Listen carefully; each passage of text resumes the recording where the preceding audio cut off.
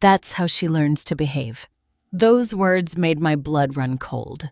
3 years have passed since that scene, and I can still hear the echo of that applause. The applause of a mother watching her son hit my daughter.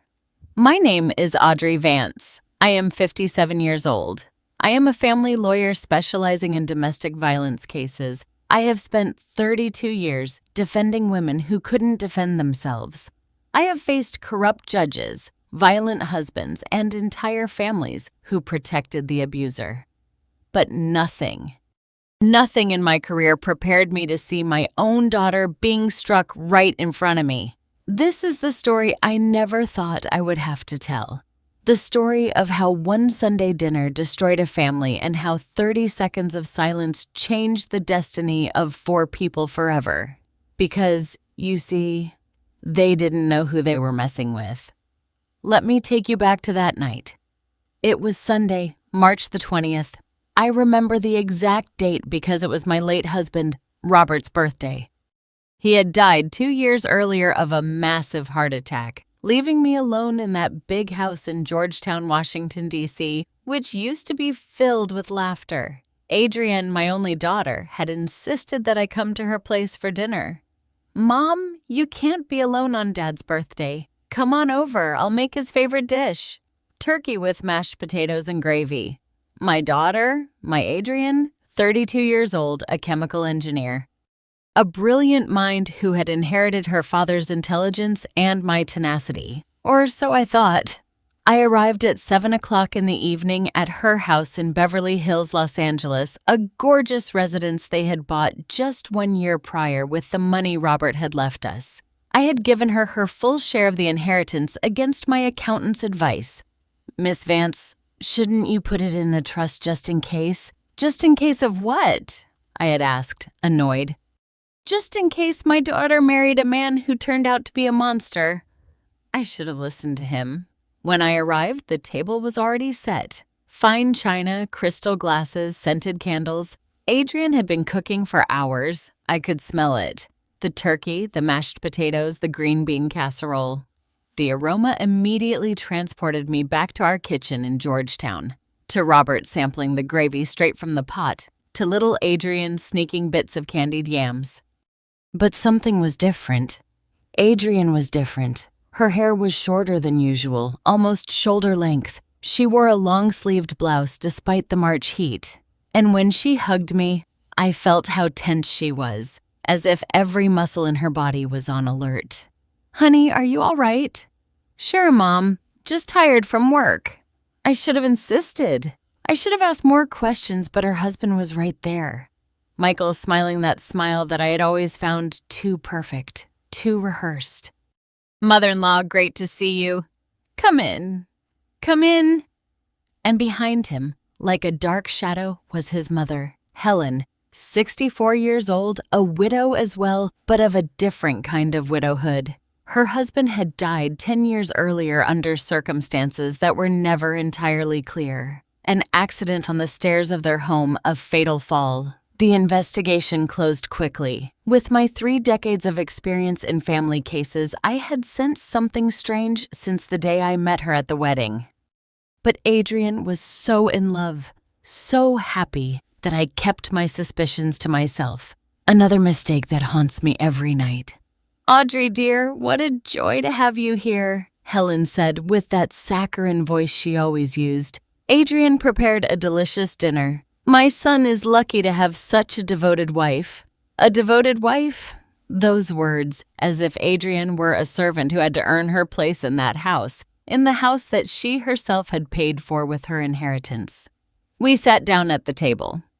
Michael at the head, of course, Helen to his right, me across from her, and Adrienne. Adrienne caught between her husband and her mother-in-law, trapped between 2 walls. The dinner started quietly. Too quiet.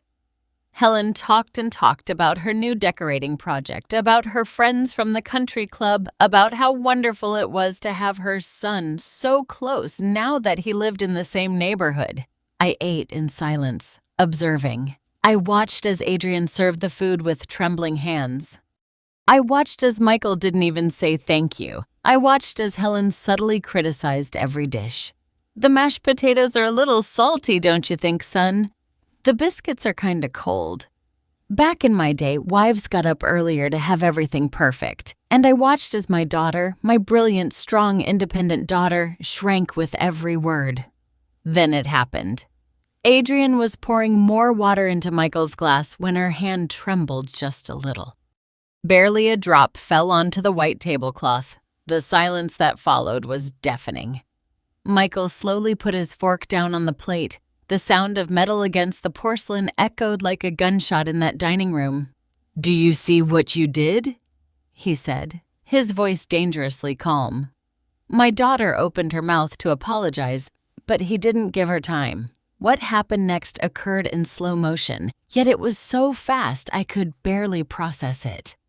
Michael rose from his chair and slapped my daughter once, twice, 3 times. The sound of his hand against Adrian's face filled the dining room. My daughter fell from her chair, hitting the marble floor. And then, I heard the applause. Helen was clapping. "That's how she learns to behave," she said with a satisfied smile. "A clumsy wife needs correction. I had to educate my husband this way too. It's for her own good." My blood ran cold. For 30 seconds, I couldn't move, couldn't breathe. 32 years defending women victims of violence, and I couldn't react when it happened before my eyes. But those 30 seconds were not paralysis. They were calculation. Because in my head, I began to process everything I was seeing with the coldness of a lawyer who had seen this hundreds of times. The power of control, the forced submission, the normalized violence, the complicit family, and something more. I saw the glass of water with the slight condensation tremor on the table. The single drop that had fallen, the way Michael had reacted disproportionately. This was not the first time. I rose from my chair slowly without saying a word. Michael was looking at me with that arrogant smile, expecting me to scream, to make a scene, to become hysterical, as he probably expected emotional women to do. But I didn't scream. I pulled my phone from my purse. My hands didn't tremble, not once, and I dialed a number I had on speed dial for 20 years. "Commander Vance?" I said with a voice so cold that even I was surprised. "This is Audrey Vance. I need an immediate response unit at Park Avenue. 345 Apartment 802. Domestic violence in progress with witnesses. I am activating my phone's recording now." And I did it. I activated the recorder. I put the phone on speakerphone on the table and looked directly into Michael's eyes. "Repeat what you just did," I said. "Repeat what your mother just said. Please, I have all night." Michael's face changed color from arrogant red to ghostly white in 3 seconds. You can't." "I am a lawyer specializing in gender violence for 32 years, I said in the same cold voice. "I have prosecuted 218 men like you. I have direct contact with the specialized district attorney's office, and you just hit my daughter in front of me, in front of your mother, who applauded and justified your violence, making her a legal accomplice." I walked over to Adrian, who was on the floor. Her face rained and silent tears running down her cheeks. I helped her up carefully, checking for any serious injury. "Mom," she whispered. "Silence, my love. I'm talking now." Michael took a step toward me, but I raised a hand. "If you touch me, that's 3 more felonies. Threatening, attempted battery against a key witness, and obstruction of justice. Do you want to keep adding years?" Helen, for the first time all night, had stopped smiling. "This is a family matter," she said, her voice trembling. "You have no right to. I have every right in the world. I am a direct witness to a crime punishable by 3 to 6 years in prison according to Article 201 of the Penal Code. And you, Mom, as an active accomplice who justified and celebrated the violence, could face up to 4 additional years." Just then, we heard the sirens. Half an hour. I had told them they had half an hour to get there, but I had known Commander Vance for 2 decades. He knew that when I called, it was serious. They had arrived in 17 minutes. 3 patrol cars parked in front of the building. 6 officers came up to the apartment. Commander Vance walked in first with that imposing presence I had learned to respect over hundreds of cases. "Attorney Vance," he greeted me formally. Then he saw Adrian, her face marked, still trembling, his expression hardened. "We have flagrant offense," I told him. 3 blows, direct witness, partial recording on my phone. "An accomplice present." The commander nodded and looked at Michael. "Sir, you have the right to remain silent." What followed was pure protocol. Michael was arrested, Helen too, as an accomplice. They were both handcuffed and taken to the patrol car. Before leaving, Michael looked at me with a hatred I will never forget. "This isn't over," he said. "My family has connections. We're going to—" "Your connections are worth nothing when there's solid evidence and witnesses," I interrupted him. "And if you try to intimidate me or approach my daughter, I will personally make sure you spend every day of your sentence in the farthest prison from New York City." They took him away, and for the first time all night, I hugged my daughter. She cried in my arms for what seemed like an eternity. She cried years of silence, of fear, of feeling trapped in a nightmare she didn't know how to end. "Why didn't you tell me?" I asked her when she could finally speak. I was ashamed. "Mom, you've always been so strong, always defending other women.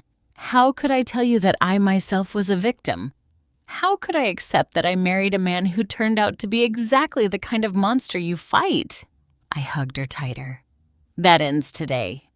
And it did. But this story doesn't end with the arrest. This story is just beginning, because what Michael and Helen didn't know was that the universe has a very particular way of serving justice. And I was going to make sure that every one of their actions had its consequence. Sometimes we trust the wrong people too much. Have you also been disappointed by someone you loved? Tell me your story in the comments. I want to read them. Before I tell you what happened after that night, I need you to understand something important.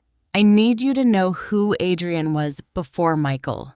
Because when you see a woman destroyed by violence, it is easy to forget that she was once a little girl who laughed without fear, that she was a teenager full of dreams, that she was a woman who walked through life with her head held high. Adrienne was born on July the 23rd in the middle of summer. Robert and I had been married for just 2 years when she arrived, filling our Georgetown home with a cry that at the time seemed like the most beautiful sound in the world. My husband was an architect, a noble man, one of those who are rare these days. He never raised his voice, never raised his hand. When we had disagreements, we would sit in the living room with hot apple cider and talk until we found middle ground. That's how we grew up. And that's how Adrienne grew up. Our daughter was curious from an early age. I remember when she was just 4 years old. She took apart the house phone because she wanted to see how the voices spoke inside. Robert laughed for half an hour when he found the pieces scattered throughout the living room. "This girl is going to be a scientist," he told me as we picked up screws from the floor. And he was right. Adrienne was always brilliant. Not just intelligent, but with that special spark of wanting to understand how everything worked. Plants, machines, chemical reactions, people.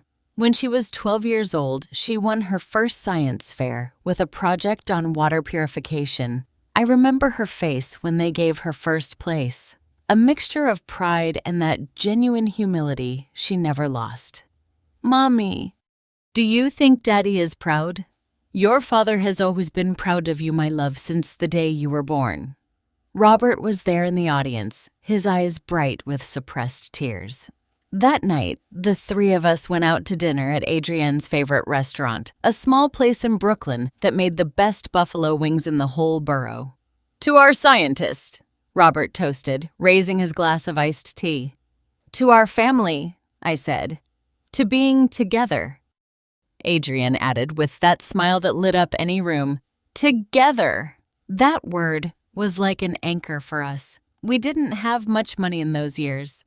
Robert's career was just taking off, and I was still building my reputation as a lawyer, but we had something more valuable. We had each other. Sundays were sacred in our house.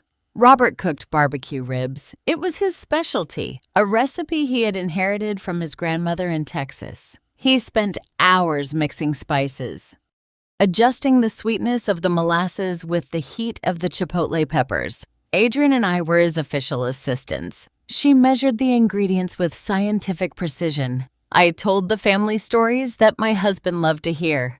"Did I tell you about Mrs. Smith's case?" I would ask while chopping onions. "Mom, you've told us that case like 20 times. Adrian would laugh. But this time, I have new details. And that's how we spent our afternoons.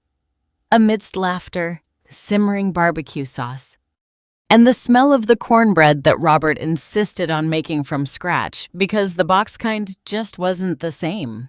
Those Sundays. How I miss those Sundays. Adrian grew up fast. Too fast. As all children do when you're not paying attention. Suddenly she was 15 years old, then 18, then she was starting college. She studied chemical engineering at MIT. She was always at the top of her class, not because she was an obsessive perfectionist, but because she genuinely loved what she did. She would come home excited, talking about exothermic reactions, mass balances, industrial processes that I could barely understand. "Mommy, did you know we can convert organic waste into clean energy? It's fascinating." Robert and I listened to her, captivated, proud to have a daughter so passionate about changing the world. When she graduated with honors at 24, Robert cried throughout the entire ceremony. He didn't bother to hide the tears. He was too happy, too proud. "That's my daughter," he would tell anyone sitting nearby. "That's my Adrianie." After the graduation, we took a picture, all three of us together. That photograph is now framed in my living room. Adrian in the middle, holding her diploma with Robert and me on either side, hugging her. We are all smiling. We didn't know that would be one of the last complete photos we would have as a family. Adrian got a job immediately at a major pharmaceutical company. She was a researcher developing new processes for more accessible generic medications. Her dream had always been to do science that helped people. "I don't want to work just for money, Mom. I want my job to mean something." And it did. In 2 years, she was a project leader. She published 3 articles in international scientific journals. She traveled to conferences in Europe and the United States. She was independent, successful, happy. She lived alone in a small but cozy apartment in Boston's South End. On weekends, she would go running in the Boston Common, go out with her college friends, visit museum exhibits, and every Sunday, without fail, she would come home for Dad's barbecue ribs. That was our untouchable tradition until she met Michael. It was at an industrial engineering conference 5 years ago. He worked at a consulting firm presenting a project on process optimization. Adrienne was there as a representative of her pharmaceutical company. "Mommy, I met someone." She told me that afternoon on the phone with an excitement in her voice I hadn't heard before. My heart skipped a beat, not from joy, but from that premonition what every mother has when her daughter is growing up, when she is about to share her life with someone else. "Tell me about him." "His name is Michael. He's an industrial engineer. He's smart, funny, and he has incredible eyes." We talked for 3 hours after the conference. 3 hours, Mom. I didn't even notice the time. I wanted to be happy. I wanted to feel that pure joy a mother should feel when her daughter falls in love for the first time. But something stirred inside me, a silent alarm that I didn't know how to interpret at that moment. "When do we get to meet him?" "Soon. Very soon. I want you and Dad to meet him." 3 weeks later, Michael came to dinner at our house. He arrived on time with an expensive bottle of wine and flowers for me. Well-dressed, well-groomed, with that perfect smile I mentioned before. Too perfect. "Mrs. Vance, it's an honor to meet you. Adrian has told me so much about you and your work. I deeply admire what you do for women victims of violence. The right words, the right tone, the right posture." Robert shook his hand. They talked about architecture and engineering projects and professional prospects. My husband seemed comfortable with him, but I watched him. I watched how he subtly interrupted Adrienne when she spoke. I watched how his smile didn't quite reach his eyes. I watched how, when Adrienne mentioned a recent professional achievement, he quickly changed the subject to his own successes. Small details insignificant to any normal person, but I had spent 30 years seeing patterns, and I recognized the red flags. That night, after Michael and Adrienne left, Robert found me in the kitchen washing dishes in silence. "What's wrong, sweetheart?" he asked, knowing my silence better than anyone. "I don't know. Something doesn't add up. Give it time. It's the first time you've seen Adrienne in love. It's natural to worry. Maybe he was right. Maybe I was projecting my work cases onto my personal life. Maybe I was being overprotective. But my instinct was screaming." The months followed. Adrienne and Michael became inseparable. She started talking less about her job and more about him. She stopped going to the gym because Michael preferred they spend that time together. She stopped going out with her friends on Fridays because he wanted them to have their special night. "Mommy, I'm happy. Really happy." God knows I wanted to believe her. Then we met Helen. It was 6 months later at a family lunch Michael organized. His mother had just moved to Los Angeles from Chicago. He told us to be closer to her son.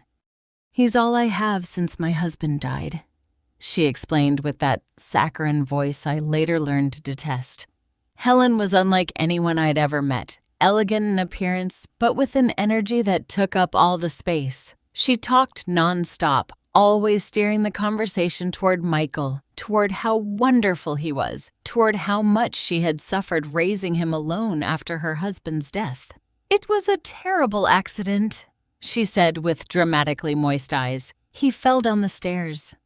I never got over the loss, but her body language did not match her words. There was no real grief in her expression, just performance, and the way she looked at Adrienne, like evaluating, like measuring, like deciding if my daughter was good enough for her son. After that lunch, Robert and I talked until dawn. "That woman gives me bad vibes," I said. "Me too. But Audrey, Adrienne is an adult. We can't—" I know. But something is wrong. I can feel it." Robert hugged me that night, as he had done thousands of times in our marriage. "If something is wrong, Adrienne will see it. We raised her to be smart, to be strong. Let's trust her." And I trusted her. That was my mistake. 1 year later, Michael proposed to Adrienne. An elaborate proposal in Napa Valley with rose petals and violinists. She said yes, crying with happiness. When she told us, I hugged my daughter and told her I was happy for her.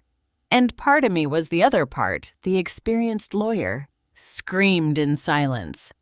The wedding was beautiful. 200 guests in a garden in Palm Springs. Adrienne was radiant in her white dress, like all brides.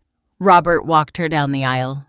I remember he looked at me before giving her away, and in his eyes I saw the same concern I felt. But it was too late. We had already said yes. We had already given our blessing. The first months of marriage seemed normal. Adrienne still came home on Sundays, though now with Michael.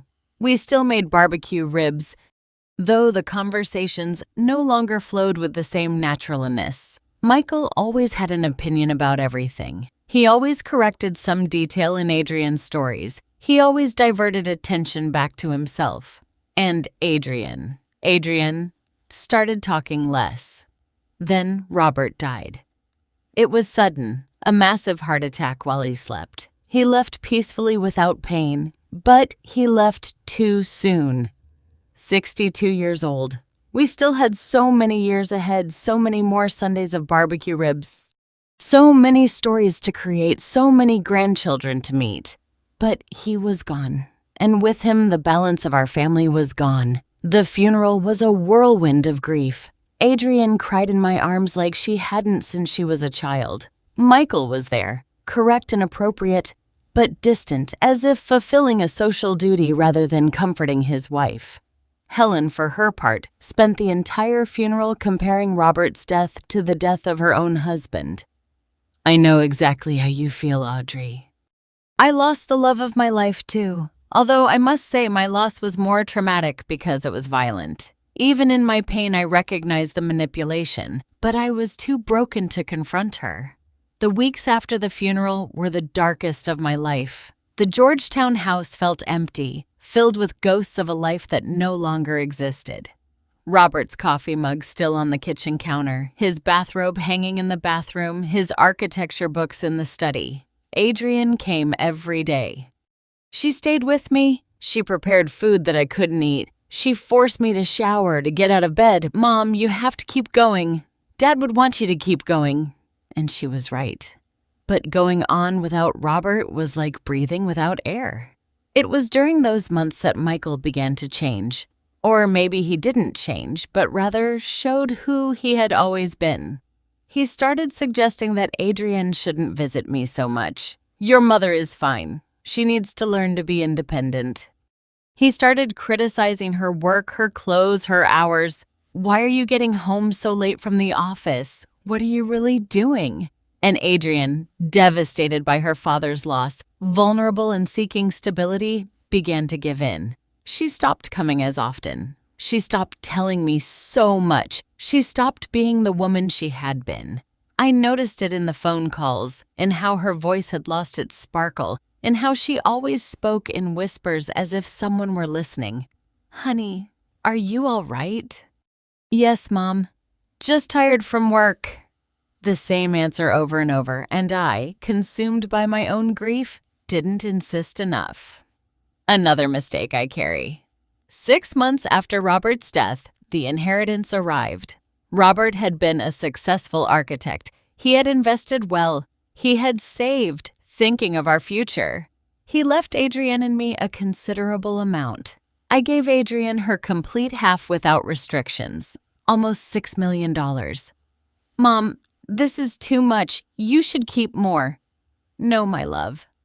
Your father wanted you to have security. He wanted you to be able to follow your dreams without financial worries. With that money, Adrienne and Michael bought the house in Beverly Hills, a beautiful residence that should have been a home filled with love, but it became a prison. Visits became more spaced out. Adrienne always had an excuse: work, remodeling, commitments with Michael's family. When I saw her, I noticed subtle changes. Shorter hair, more conservative clothes, heavier makeup. Mom, I like this new style, but in her eyes there was something I had never seen before. Fear. And I, blinded by my own pain, by my own grief, didn't recognize it until that night. That darn night of March the 20th. The night that changed everything. The night I finally opened my eyes and saw what had been happening right under my nose for 2 years. My daughter was not okay. My daughter hadn't been okay for a long time, and I had been too lost in my own sadness to realize it. But that night, when I saw those 3 blows, when I heard that applause, when I felt my blood run cold, that night, I recovered my purpose. That night, I remembered who I was. Audrey Vance. Lawyer, fighter, mother, and no one, absolutely no one, was going to touch my daughter without consequences. As I tell all this, I think about where you might be listening. Write the name of your city in the comments. The first fracture was not a blow. It was something much more subtle, much more dangerous. It was a word. Let me explain. After that night of March the 20th, when Michael and Helen were arrested, Adrienne stayed with me at the Georgetown house. I didn't want her to return to that Beverly Hills residence, not that night. I needed to have her close to make sure she was safe. I took her to her old room, the one we had kept exactly as she had left it when she moved out. Her twin bed with the sky blue quilt she herself had chosen at 15, her diplomas and awards still hanging on the wall. The photograph of her with Robert at her graduation on the desk. Mom, it's been so long since I slept here, she said in a voice so small it broke my heart. I helped her change. I gave her a clean pair of my pajamas. I made her chamomile tea with honey, just like I did when she was a little girl and couldn't sleep. We sat on her bed just like so many nights of her childhood. "Tell me everything," I said softly, "from the beginning. I need to know when it started." Adrienne remained silent for a long time. She stared at her teacup, watching the steam rise in delicate spirals. Finally, she spoke. "Remember our honeymoon in Greece?" Of course, I remembered. It had been 3 years ago. Adrienne returned with hundreds of photographs. The impossibly blue sea of Santorini, the ruins of Athens, the sunsets in Mykonos. In all the photos, she was smiling. She looked radiant. She looked happy. On the last night in Santorini, Adrienne continued, "We were having dinner at that restaurant overlooking the sea. Remember I sent you that picture?" I nodded. I remembered it perfectly. Adrienne in a white dress, the sun setting behind her, her wide, genuine smile. We'd been drinking wine. We were celebrating. A waiter came up to our table, a young Greek guy, very kind. He asked me in English if everything was okay with the food. I told him yes, that everything was delicious. We talked for maybe 30 seconds. Adrienne took a sip of her tea. Her hands trembled slightly. When the waiter left, Michael went silent. I thought he was enjoying the view, the moment. But when I looked at him, he had that expression I later learned to fear. What expression? Cold, distant, as if I were suddenly a stranger. What happened? We finished dinner in silence. We returned to the hotel. I thought he would get over it, that maybe it was the wine or the travel exhaustion. But when we got to the room, he closed the door and looked me straight in the eyes. Adrienne paused. She took a deep breath. I continued waiting, giving her the space she needed. He called me a flirt, that single word. But the way Adrienne pronounced it with that weight, with that contained pain, made me understand that it hadn't just been one word. It had been a sentence. I asked him what he meant. He said he had seen how I smiled at the waiter, how I unnecessarily prolonged the conversation, how I was clearly seeking his attention. Adrienne, I told him he was crazy, that I had just been polite. That's how I was with everyone. And then he laughed. He laughed, Mom. But it wasn't a normal laugh. It was a condescending laugh, as if I were a silly girl who didn't understand the world. What did he say to you? He said, maybe I didn't realize what I was doing. That maybe I was so naturally flirtatious that I didn't even notice it. That his mother had warned him that overly independent women like me sometimes didn't know how to behave appropriately in a marriage. I felt the rage rising in my throat, but I contained it. I needed to hear everything. I spent the rest of the night apologizing, Mom. Apologizing for something I hadn't done because he made me feel that maybe I had done something wrong without realizing it. That maybe I had been inappropriate. That maybe I needed to be more conscious of how my actions could be misinterpreted. That was the first fracture. I didn't realize it at the time. I thought it was a misunderstanding. I thought he was being sensitive because it was our honeymoon and he wanted everything to be perfect. Adrienne wiped away a tear that had begun to fall. But the next day at the airport on the way back, he bought me flowers, red roses. He hugged me and told me he was sorry, that he had overreacted. That it was because he loved me so much that the idea of losing me made him irrational. The classic cycle: explosion, honeymoon phase, tense calm, explosion. I had seen it hundreds of times in my cases, and now I was seeing it in my own daughter. When was the next time? 2 months later, we went to a work event for my company. It was a celebration. We had closed a major contract. My boss, Dr. Peterson, congratulated me publicly. He hugged me. A professional, appropriate hug. One of those you give in work contexts. Michael yelled at you that night. He yelled at me for the first time. He said I had humiliated him. That everyone at that party had seen how I allowed my boss to touch me. That I clearly had no respect for our marriage. I explained that he was my boss. that it had been a professional hug, that there were 50 other people there, but he wouldn't listen. He kept screaming. He called me naive. He called me stupid. He said my boss obviously wanted something more and that I was too dumb to realize it. Adrienne leaned back against the headboard of her bed, exhausted from recounting memories she had clearly been bottling up for a long time.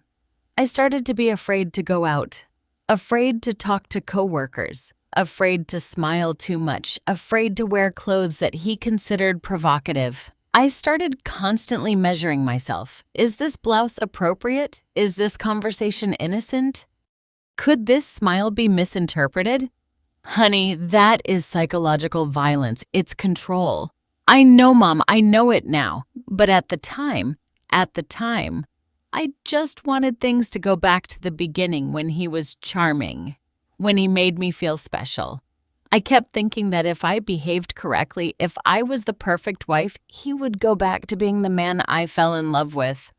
I recognized my own failure at that moment, all the times Adrienne had canceled plans with me. All the times she had stopped coming on Sundays. All the times her voice sounded muted on the phone.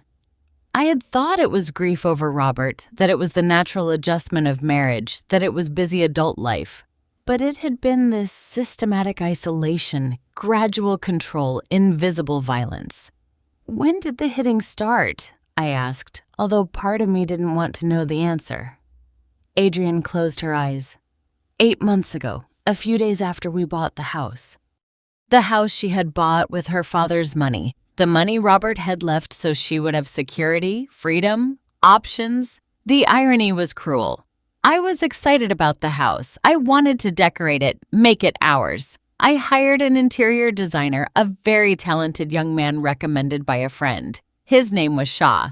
I already knew where the story was going. Shaw came often, taking measurements, showing me options for colors for furniture. He was professional, always, but Michael didn't like it.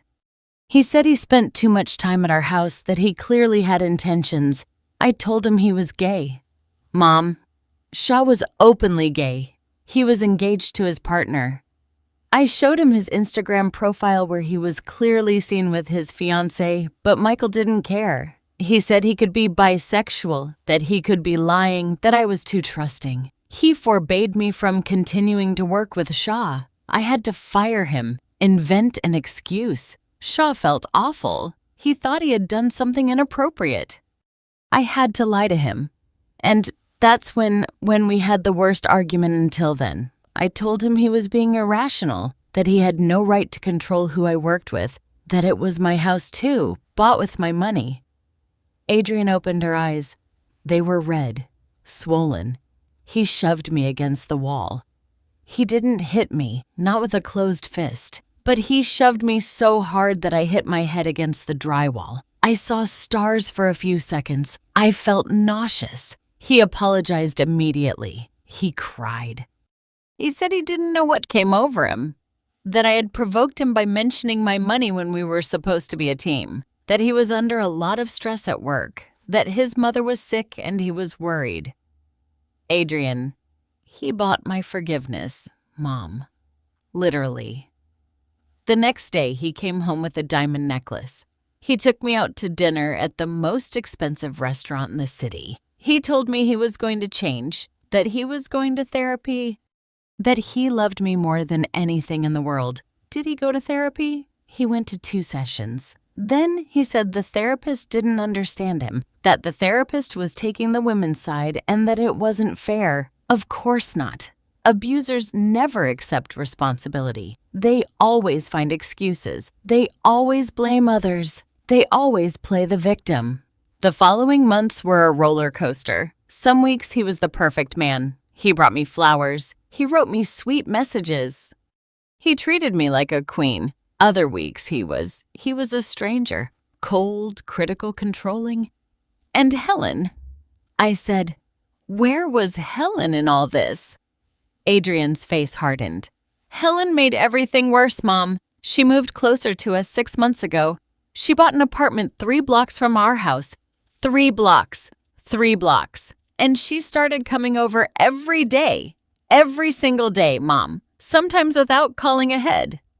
She would come in with her keys because Michael had given her a set-in walk-in as if it were her own house.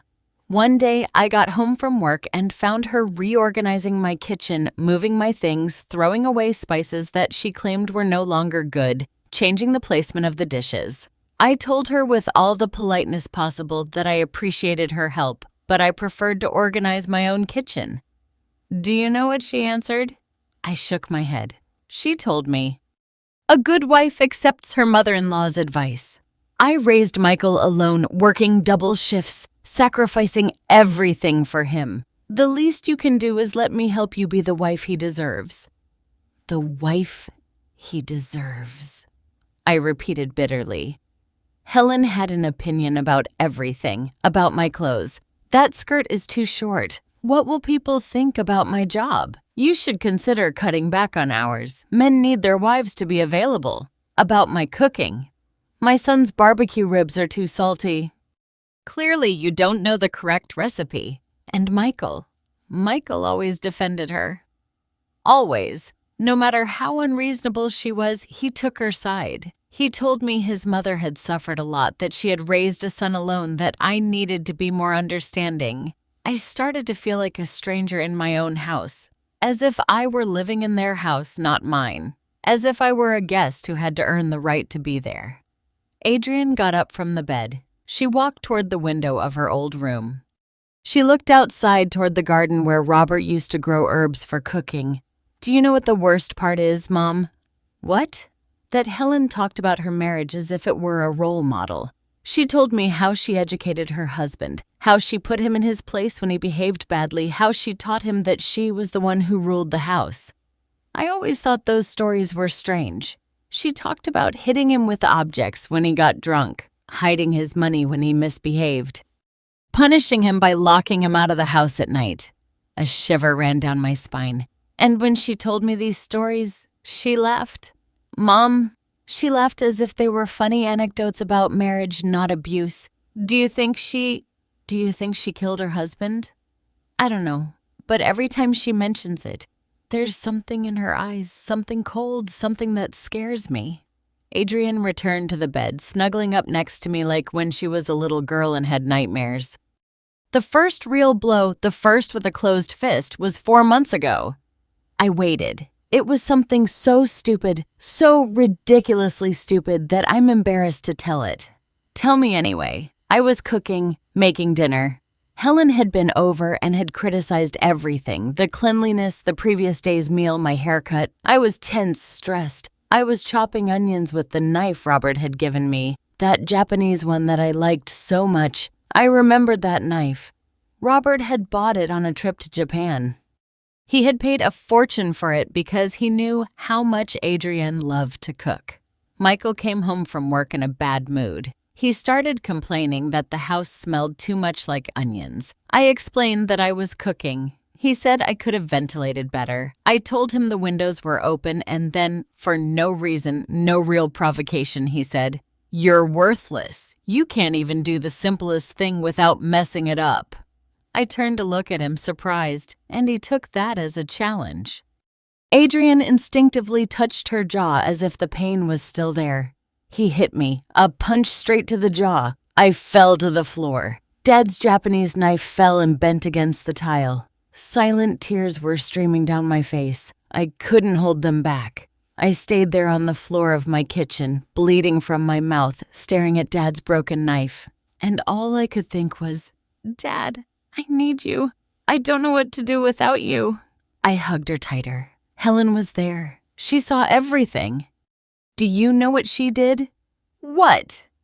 She knelt beside me and said, "Wives have to learn when to keep their mouths shut. I learned that lesson many years ago. Now it's your turn."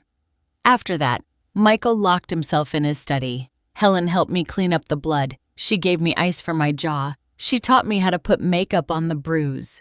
Yellow corrector first, then your skin tone, then powder. She explained it to me with all the calm in the world, as if it were a normal beauty tutorial. I asked her if she had gone through this, if her husband had ever hit her. She looked me straight in the eyes and said, No, dear, I was smarter. I learned to control the situation, and before it escalated, the pieces were starting to click into place in my head. Helen had not been a victim. Helen had been a perpetrator. And now she was raising a second generation of violence with Michael as her tool. "Why didn't you tell me?" I asked, although I knew the answer. "Because I was ashamed, Mom.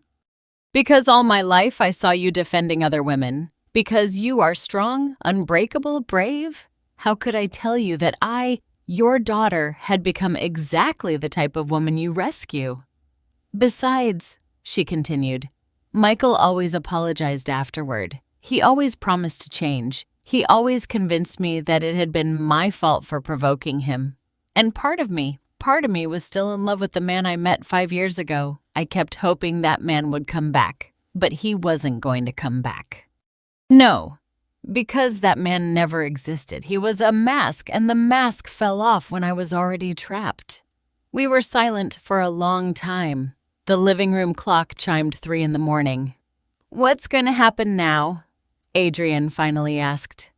"Now," I said with a determination I hadn't felt in years.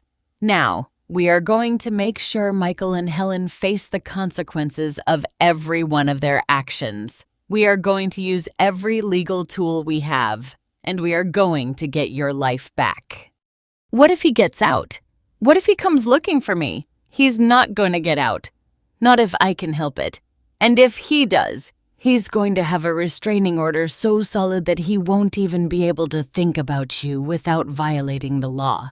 Adrian finally smiled, a small, weak, but genuine smile. "I missed you, Mom. I missed this version of you, the warrior. I never left, honey. I was just asleep for a while, but I woke up.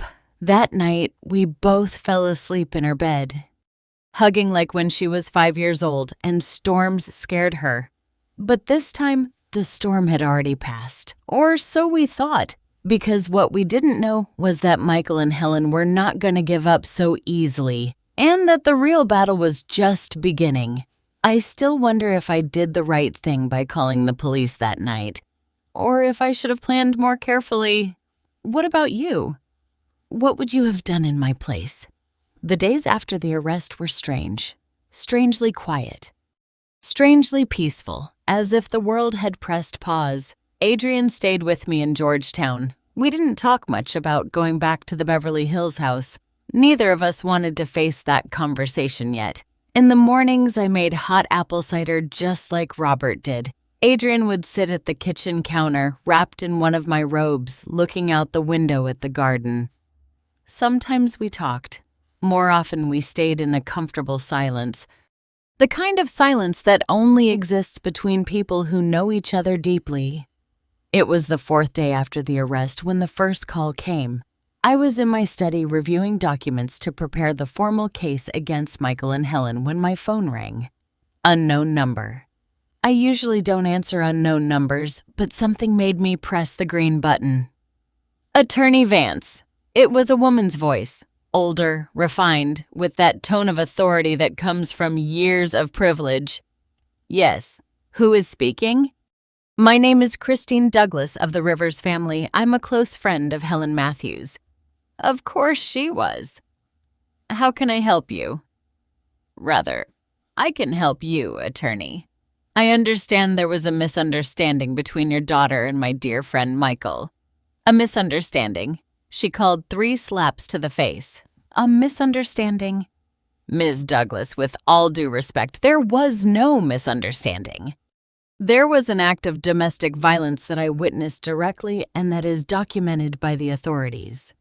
"Oh, attorney, please. You are a woman of the world. You know what young marriages are like. There are fights, there are tensions. That doesn't mean you have to destroy the life of a successful man over a moment of what exactly?" I interrupted her. My voice sounded colder than I intended. Silence on the other end. "What I'm trying to say," she continued with a more cautious tone, "is that Helen has told me a lot about her son. He is a good man, hardworking, devoted, and your daughter.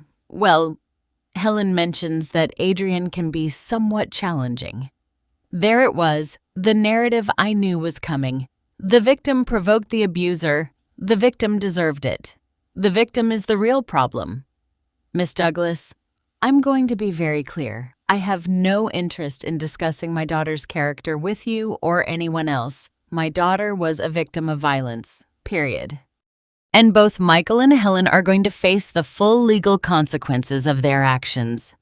That would be very unfortunate, she said. And now her voice had a threatening undertone. Michael comes from a very well-connected family. His uncle is a magistrate on the Superior Court. His cousin works at the district attorney's office. It would be a shame if this matter became complicated for you and your legal practice. A veiled threat. How predictable. Miss Douglas, I have been in this profession for 32 years. I have faced threats from drug cartels, corrupt politicians, powerful businessmen. If you think I'm going to back down because Michael's uncle is a magistrate, you clearly don't know who you're talking to. Furthermore, I continued, every word of this conversation is being recorded, as is my legal right, and any attempt at intimidation or interference with an active case constitutes obstruction of justice. Do you wish to continue? She hung up immediately. I sighed and saved the recording in 3 different locations: my phone, my computer, and the cloud. 32 years had taught me to document absolutely everything. Adrian appeared in the doorway of the study. Who was that? I told her about the call. I watched her face pale. Mom, Christine Douglas is one of the most influential women in the neighborhood. If she's taking Helen's side, it doesn't matter whose side she's on. Justice doesn't work by social connections. But even as I said those words, I knew they weren't entirely true. Justice should work that way. But in reality, connections mattered. Power mattered. Money mattered. And Michael, it seemed, had more connections than I had anticipated. The second call came that same afternoon. This time, it was my assistant at the firm, Lucy. She sounded nervous. Attorney, I need to tell you something. A man arrived an hour ago. He said he was Michael Matthews' lawyer. He left this. She sent me a picture via text. It was a lawsuit for defamation, false accusation, and emotional distress against me, against Adrian. They were asking for $5 million in compensation. He also left something else, Lucy continued.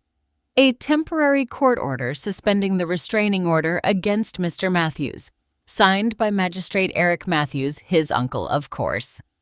How is this possible? I asked, although I already knew the answer. Favors, calls between friends, the system working for those with the right connections.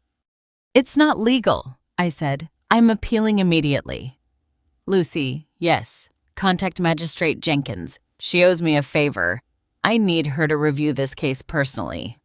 I'll do it. I hung up and stared at the lawsuit on my phone. $5 million.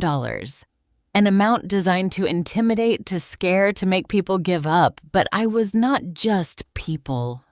Adrienne walked back into the study. She had overheard part of the conversation. Mom, this is getting out of control. Maybe we should what? I looked directly at her. Back down. Let him get away with it. Allow him to continue hitting you because he has a magistrate uncle. No, but $5 million, Mom. That could ruin us. They're not going to win that lawsuit. It's an intimidation tactic, pure and simple. But I saw the fear in Adrienne's eyes, and for the first time, I saw something else. Doubt. Honey, look at me. She did, though with effort. Are you thinking of going back to him? Silence. Adrienne, answer me. I don't know, she whispered. I don't know, Mom. All of this it's too much. The calls, the lawsuits, the threats, and Michael. Michael has been texting me. My blood ran cold for the second time that week. What? He's texting me from his lawyer's phone. Long messages. He says he's sorry that he's in therapy, that he finally understood what he did wrong, that Helen is also getting psychological help, that if I give him one more chance, he will prove that he can change. Adrienne, I know what you're going to say. I know it's manipulation. I know he's probably lying. But Mom, her eyes filled with tears, what if this time it's true? What if he really is going to change? We were married for 3 years. That has to mean something. I got up from my desk and took my daughter's hands in mine. Do you know how many times I have heard that exact story? How many women have sat exactly where you are now telling me exactly the same words? But they are not me. You're right. They are not, because many of them were not lucky enough to have someone to help them get out. Many of them went back. And do you know what happened? Adrienne shook her head, but I think she already knew the answer. Some are in hospitals, some are in wheelchairs, some are in cemeteries. Michael wouldn't kill me. That is exactly what all of them thought. We were silent. I could see the internal battle on my daughter's face, the rational part fighting against the emotional part. The part that knew the truth against the part that still wanted to believe in the fairy tale. Let me show you something, I said. I took her to my home office, opened my computer, and showed her statistics. Cold, hard, undeniable numbers. 70% of women who return to their abuser after the first serious incident suffer more severe violence. 43% end up in the hospital within the first year. And look at this number. I pointed to a figure in red on the screen. 1,200 women died in New York last year from intimate partner violence. 1,200. Every single one of them believed their partner was going to change. Every single one of them thought it was different. Adrienne looked at the screen with glazed eyes. But I also have other numbers, I continued. Women who left, women who reported, women who rebuilt their lives. 87% report a better quality of life 2 years later. 93% say it was the best decision of their lives, and the other 7%. Some cases returned before we could help them completely. Some faced financial difficulties, but none, Adrienne died. My daughter collapsed onto the couch in my office. You just don't understand, Mom. It's not just physical fear. It's everything. The house we bought together, the plans we had, the friends we made as a couple, the family we were going to build. If I leave him, I lose all of that. No, I said firmly. If you leave him, you gain your life. Everything else is replaceable. Your life is not. But I feel so guilty, like I'm overreacting, like 3 slaps isn't enough reason to destroy a marriage. And there was the denial, the minimization, the syndrome I had seen in hundreds of cases. Adrienne looked closely at me. 3 slaps. That's 3 slaps too many. There is no acceptable number of times someone can hit you. 0 is the correct number. 0. But what will people think, my friends, my colleagues, his family? Do you care more about what strangers think than your own safety? It's not that. It's just complicated. No, honey, it's simple. He hit you. He is the guilty one. You are the victim. There are no nuances there. Adrienne was quiet for a long moment. Can I at least read the messages? Can I at least hear what he has to say? Every fiber of my being wanted to say no. I wanted to forbid her from having any contact with Michael. But I also knew that if I pressured her too much, I could push her away. Fine, I said carefully, but with conditions. 1, I read the messages with you. 2, you don't reply without consulting me first.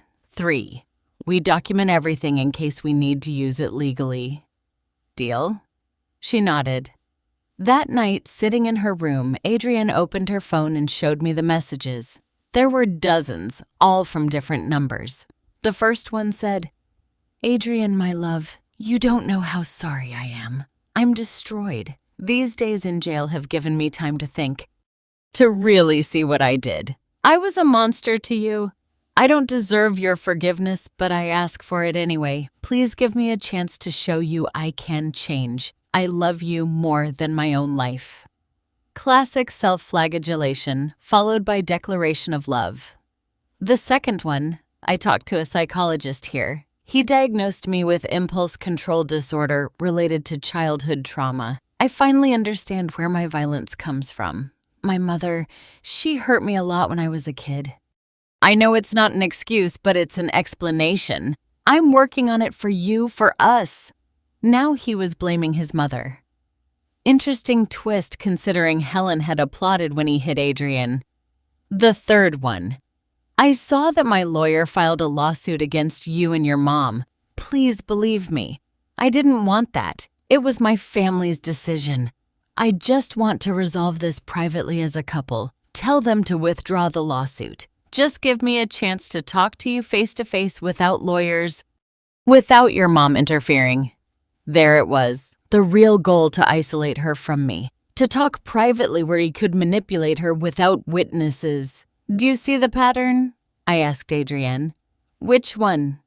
First message, he plays the victim. Second, he blames others for his behavior. Third, he tries to separate you from your support system. This is the manipulator's manual. Chapter 1. But Mom, what if he really is getting help?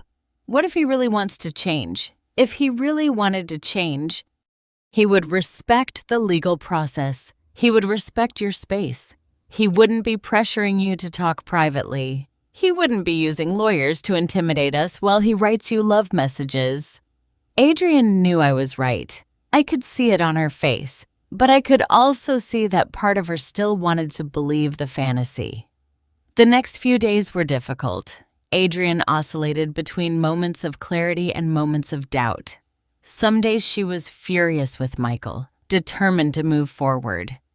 Other days she would stare at her phone for hours, rereading messages, questioning every decision. I tried to give her space while keeping her safe. It was a delicate balance. One afternoon, I found her in the garden, standing in front of the small herb patch Robert had cultivated. The rosemary had grown wild. The thyme had spread throughout the planter. The mint threatened to invade everything.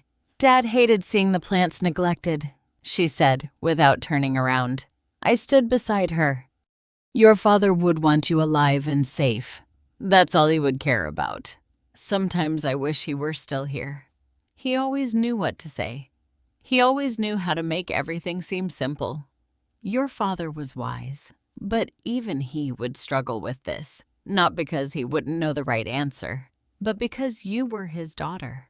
And when you love someone, you want them to make their own decisions, even when you know they might be the wrong ones. Adrienne turned to look at me. Do you think I'm making the wrong decision by doubting it? I think it's natural to doubt. You were with him for 3 years. You built a life with him. You can't just turn off those feelings like a switch. But what I ask is that you don't confuse the love you felt for him with the danger he now represents. What's the difference? True love makes you feel safe. True love uplifts you. It doesn't destroy you. What Michael offered you wasn't love. It was control disguised as love. Adrienne nodded slowly. Do you know what the hardest part is? She asked. What? Accepting that I spent 3 years in love with a lie, that the man I met never existed, that everything was an act designed to trap me. It wasn't your fault, honey. I know it in my head, but my heart still doesn't accept it. I hugged her there among the overgrown rosemary and invasive thyme under the same sky Robert used to look up at while cooking barbecue ribs on Sundays. It's gonna hurt for a while, I told her. But the pain means you're healing. It means you're alive. That night, Adrienne finally blocked all the numbers Michael had been texting her from. It wasn't easy. She cried while doing it, but she did it. I'm ready, she said. I'm ready to fight. Then we're going to fight. And we did. The next day, I counterattacked legally. I filed a formal appeal against the suspension of the restraining order. I documented every threat, every call, every message. I contacted Magistrate Jenkins, who reviewed the case and confirmed that her colleague's order had been inappropriate. The restraining order was reinstated with even stricter terms. Michael could not come within 500 yards of Adrienne. He could not contact her directly or indirectly. He could not send third parties to talk to her. Any violation would mean immediate arrest. As I tell all this, I think about where you might be listening. Write the name of your city in the comments.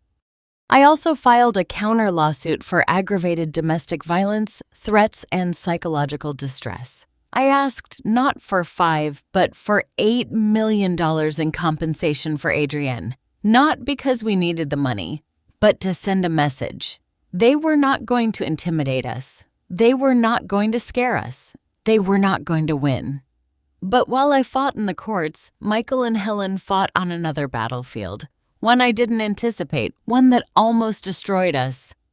The social war began 3 weeks after the arrest. It was subtle at first, so subtle that I almost didn't notice it.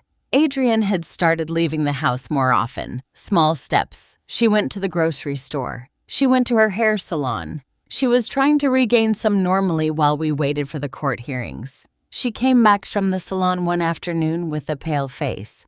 "What happened?" I asked immediately. "Olga," she said. Olga had been her stylist for 5 years. A cheerful woman who always had stories to tell. Olga acted strange, cold, distant. She barely spoke to me throughout the haircut. Maybe she was having a bad day. "No, Mom. It was more than that. When I was paying another client I know, Fiona arrived. We've seen each other there dozens of times. We always say hello, but today she saw me and literally turned away. She pretended she was looking for something in her purse until I left. A bad feeling settled in my stomach." "Did you say anything? Did you ask?" I asked Olga if I had done anything wrong. She just shook her head and said she was in a hurry because her next appointment was arriving. But Mom, her appointment book was empty. I saw it. The next day, Adrienne received a text from her best friend from college, Patty, or who had been her best friend. The message said, "Adrienne, I'm sorry, but I think we need to take some time apart. My husband works in the same industry as Michael and says, this whole situation is very complicated. I can't afford to be involved. I hope you understand. Wishing you the best." Adrienne showed me the message with trembling hands. Patty and I were roommates for 4 years in college.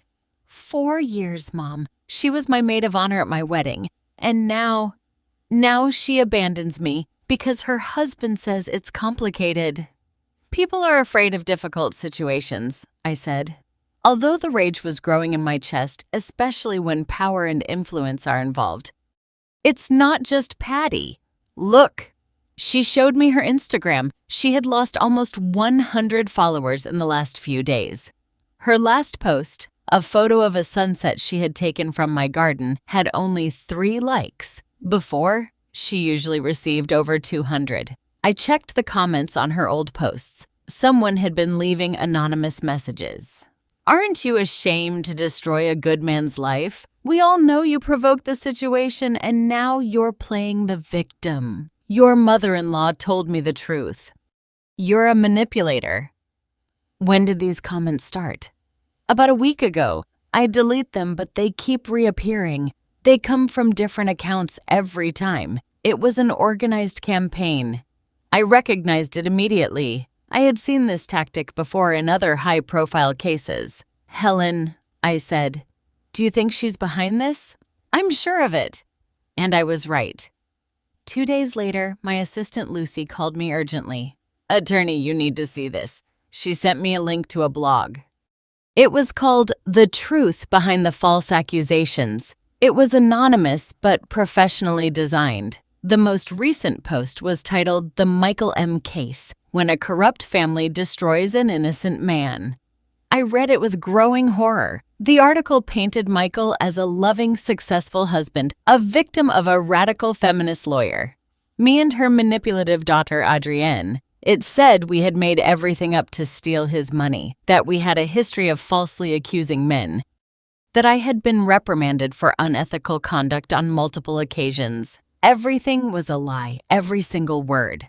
But it was written convincingly with anonymous sources, with confidential documents, with photographs taken out of context. There was a photo of Adrienne at a party, laughing and holding a glass of wine. The caption read, "Does this look like a traumatized woman?" Adrienne fled days after destroying her husband's life.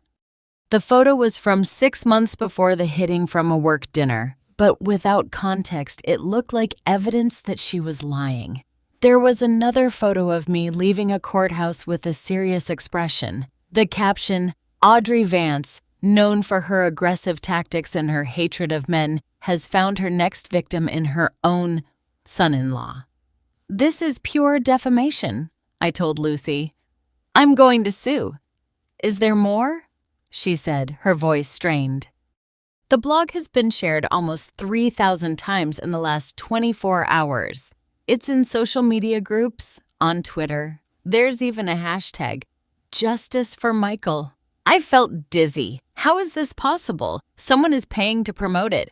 Probably bots, fake accounts, paid influencers. This is a professional smear campaign, attorney. I showed the blog to Adrian. I watched her read it with tears streaming down her face. "They're destroying my reputation," she whispered. "They're making it look like everything is my fault. What will they think at my job? What will my colleagues think?" As if the universe had heard her question, her phone rang. It was her boss at the pharmaceutical company, Dr. Mendes.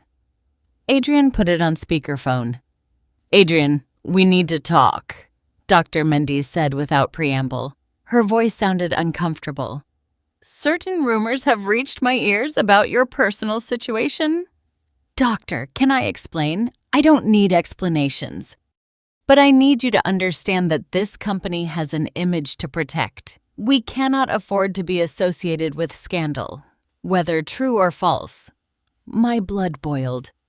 "Dr. Mendes," I intervened. "I am Audrey Vance, Adrienne's mother and her legal representative. What you are suggesting sounds dangerously close to wrongful termination based on her status as a domestic violence victim, which is protected by the Violence Against Women Act." Silence on the other end. "I am not firing anyone," the doctor finally said. "I am just suggesting that perhaps Adrienne needs to take some time off, a leave of absence, paid of course, until all this is resolved." "How long?" Adrienne asked, her voice trembling. "Indefinite for now." She hung up.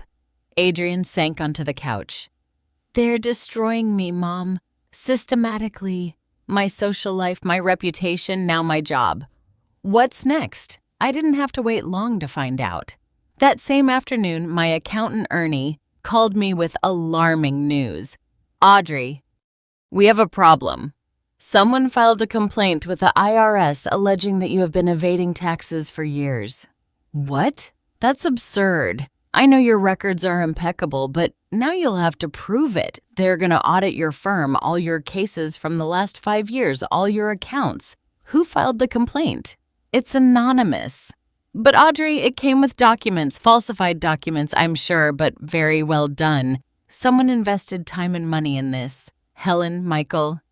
And their network of influences were attacking from all fronts. How long will the audit take? Months, maybe a year. And in the meantime, your reputation will be under scrutiny. Clients will hesitate. Cases could be delayed." I hung up and looked at Adrian. "They're playing dirty. What are we going to do?" "The same thing I always do. Fight with the truth." But even as I said those words, I felt the pressure. For the first time in 32 years of my career, I felt real fear. Not for me, but for my daughter, for what this war could do to her. The following days brought more revelations. We discovered that Helen had been organizing meetings with the wives of important men in her social circle. She told them her version of the story, that Adrienne was an unstable woman who had seduced her son for his money. Ironic considering Adrienne had more money than Michael. That I had manipulated her into filing false charges, that they, as respectable women, should protect their own husbands from false accusations by supporting Michael. It was brilliant in a twisted sense. Helen had turned the case into a class and gender war, painting herself and her son as victims of a feminist conspiracy, and many women believed her. One afternoon, Adrienne received an Instagram message from an account she didn't know. The message included photos of our Georgetown house, photos taken from the street, photos of the windows, photos of the garden. The message read, "Nice house, It would be a shame if something happened to it. I immediately called Commander Vance. This is direct intimidation. I need protection. Attorney, I can put extra patrols on your street, but I don't have resources for 24-hour protection. And if something happens, let's hope it doesn't. In the meantime, document everything. Install security cameras and be careful. That night, I installed cameras, I reinforced the locks, I bought a new alarm system, and for the first time in years, I slept with my phone next to the bed, ready to call 911 at any moment. Adrienne was in her room, but she wasn't sleeping. I could hear her crying softly through the wall. I got up and went to her room. I found her sitting on her bed, surrounded by old photographs. Photos of her and Patty. Photos of her with her work colleagues. Photos of her wedding. I was thinking, she said without looking at me, about how quickly everything can be destroyed. 2 months ago, I had a life. I had friends, a career, a house, a husband. I thought I knew who I was. And now I have nothing. You have me. I know, and I'm grateful. But Mom, I'm tired. I'm so tired of fighting, of defending myself, of justifying my existence, of proving over and over again that I'm not lying. She turned to look at me, and in her eyes I saw something that terrified me. I saw surrender. Sometimes I think, she continued, that it would be easier to just call him, ask for forgiveness, tell him I exaggerated, go back to him. At least then all of this would end. Adrienne, no. Why not? Look what's happening. They're destroying us. You, me, everything Dad built, your firm, your reputation, my career, everything. Is it worth it? Is 3 slaps really worth all of this? I sat beside her and took her face in my hands, forcing her to look at me. Listen to me closely. This is exactly what they want. They want you to surrender. They want you to believe that you are the problem. They want you to think that the abuse is preferable to the battle. But I'm so tired. I know, my love, I know. But you have to understand something. This darkness you feel now, this exhaustion, this fear is temporary. But if you go back to him, if you surrender, that will be permanent. Or until he kills you. He wouldn't kill me. You don't know that. And you can't risk your life betting that his violence has limits because I guarantee you, honey, it does not. Adrienne rested her head on my shoulder as she did when she was little and the world seemed too big. How did you do it, Mom? How did you fight for so many women for so many years without getting tired? I got tired. I got tired all the time. But your father reminded me why I was doing it. He used to tell me, Audrey, every woman you save is someone's daughter. She's the daughter we would want someone to save if Adrienne ever needed it. I paused, feeling the weight of the irony. I never thought it would be our own daughter who needed saving. But here we are, and I swear on your father's memory that I am not going to let Michael win. I am not going to let him destroy you, even if I have to fight his entire army of liars. And if we lose, we are not going to lose. But what if we lose? I looked directly into her eyes. Then we will lose knowing that we fought with the truth, that we did not surrender, that we did not allow fear to dictate our decisions. And that, honey, that is a victory in itself. We stayed there embracing, while outside the city went on with its indifferent rhythm. The next day, I received a call that changed everything. It was Commander Vance. Attorney, I need you to come to the station now. What happened? We have new evidence. Evidence that you are going to want to see personally. What kind of evidence? An anonymous package arrived this morning with documents, photographs, and recordings. My heart raced. Recordings of what? Conversations between Michael and his mother, planning exactly how to destroy Adrienne, how to fabricate false evidence, how to use their contacts to ruin her reputation. Where did the package come from? We don't know. It was left at the station entrance during the night. No return address, but attorney, the content is gold. It's exactly what we need to strengthen the case. I'm on my way.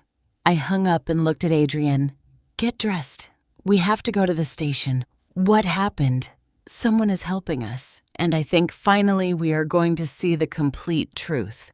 In the car toward the station, my mind worked at full speed. Who had sent that package? Why? Was it someone from Michael's circle who had had enough? Was it someone seeking personal revenge? It didn't matter. What mattered was that finally we had the missing pieces, and I was about to discover that the truth was much darker than I had imagined. Because what those recordings revealed was not just a plan to destroy us. It was evidence of something much worse, something that confirmed my worst suspicions about Helen, and something that explained why Michael was exactly the way he was. I still wonder if I did the right thing by moving forward. Sometimes justice has a very high price. What about you? What would you have done in my place? The station's evidence room smelled of old coffee and paper. Commander Vance was waiting for us with a cardboard box on the table. A simple box, unmarked, sealed with ordinary adhesive tape. Nothing special in appearance, but I knew that what it contained could change everything. It arrived at 4 a.m, the commander explained while putting on latex gloves. Security cameras caught a person dropping it off, medium height. Completely covered in a hoodie and cap, impossible to identify. Fingerprints? I asked. None useful. Whoever did this knew what they were doing. He opened the box slowly. Inside were manila folders, several USB drives, and a large manila envelope. Let's start with this, he said, taking out one of the USB drives and plugging it into a computer. The screen lit up. It was an audio file. The commander pressed play.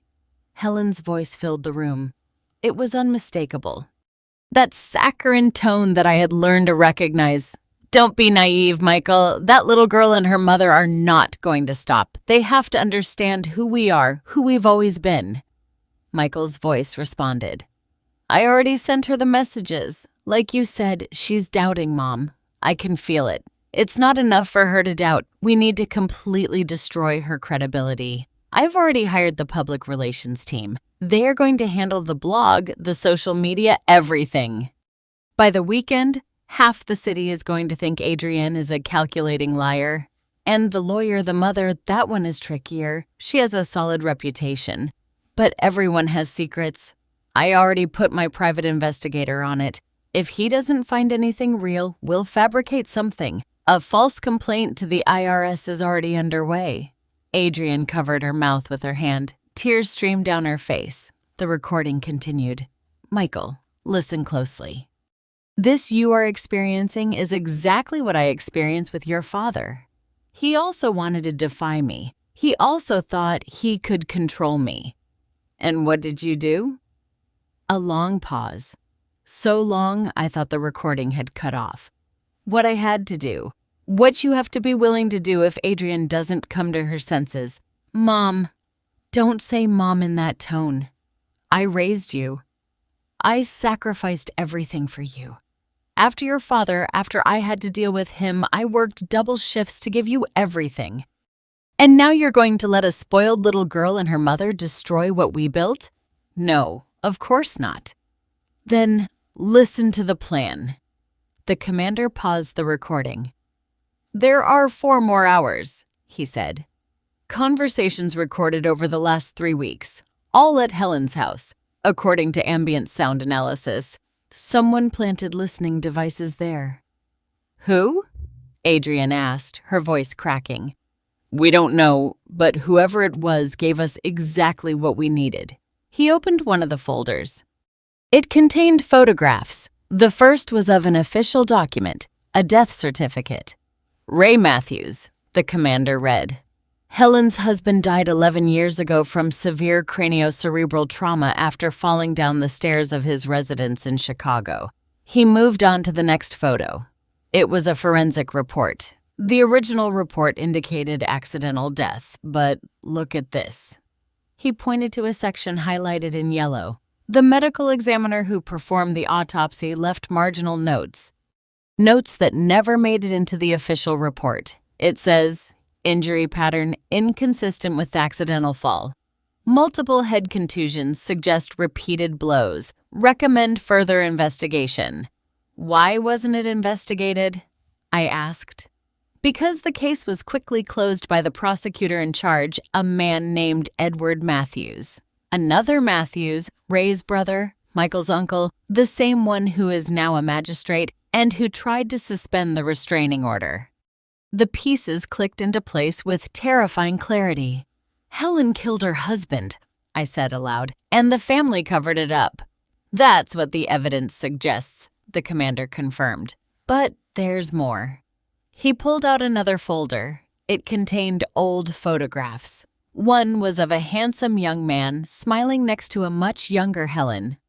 Ray Matthews in 1990, the commander explained. Successful engineer. Came from a well-off family. Married Helen when she was 22 and he was 30. He moved on to more photographs, a sequence that showed Ray at different ages. His smile progressively faded. In the last photos, his face showed tension, exhaustion, fear. According to testimonies from neighbors at the time, the marriage was problematic. Helen was extremely controlling. There were reports of yelling, broken objects, but in those years, no one intervened in family matters, and no one thought a woman could be the abuser, I added bitterly. Exactly. The last year of Ray's life, several acquaintances noticed changes in him. He was thinner, more nervous. He confided in a cousin that he wanted a divorce, but that Helen was threatening him. She said that if he left her, she would make sure he never saw his son, and no one did anything. The cousin testified in the original investigation, but his testimony was dismissed as unsubstantiated speculation, and after the case was closed, the cousin received threats. He stopped talking about the subject. Adrian looked at the photos with horror. Michael was 7 years old when his father died, she whispered. He told me he barely remembered him. He said his father was distant, cold, that his mother was the one who really took care of him, protected him. Helen rewrote the story. I said she made Michael believe his father was the bad guy, that she was the victim, the heroine. She raised him with that narrative. The commander nodded. And now Michael reproduces exactly his mother's patterns. Control, violence, manipulation, but he sees himself as the justified victim. There was another folder. This one was thinner. This, the commander said with a grave voice, is the most disturbing. It contained Michael's childhood medical records. Between the ages of 7 and 12, Michael was taken to the emergency room 5 times, 2 broken arms, a fractured rib, multiple contusions. All times, Helen explained that they were accidents, that the boy was clumsy, restless. She was hitting him. Adrian said with horror, hitting her own son. Social workers opened 2 investigations. Both were closed without action. The family had too much influence. So Michael not only witnessed violence, I reasoned aloud, he was a victim of it. Helen molded him from childhood. She taught him that violence is love, that control is care, that victims are guilty.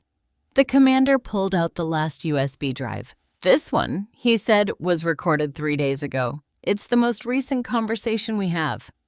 He pressed play. Helen's voice sounded different in this one, more relaxed, almost cheerful.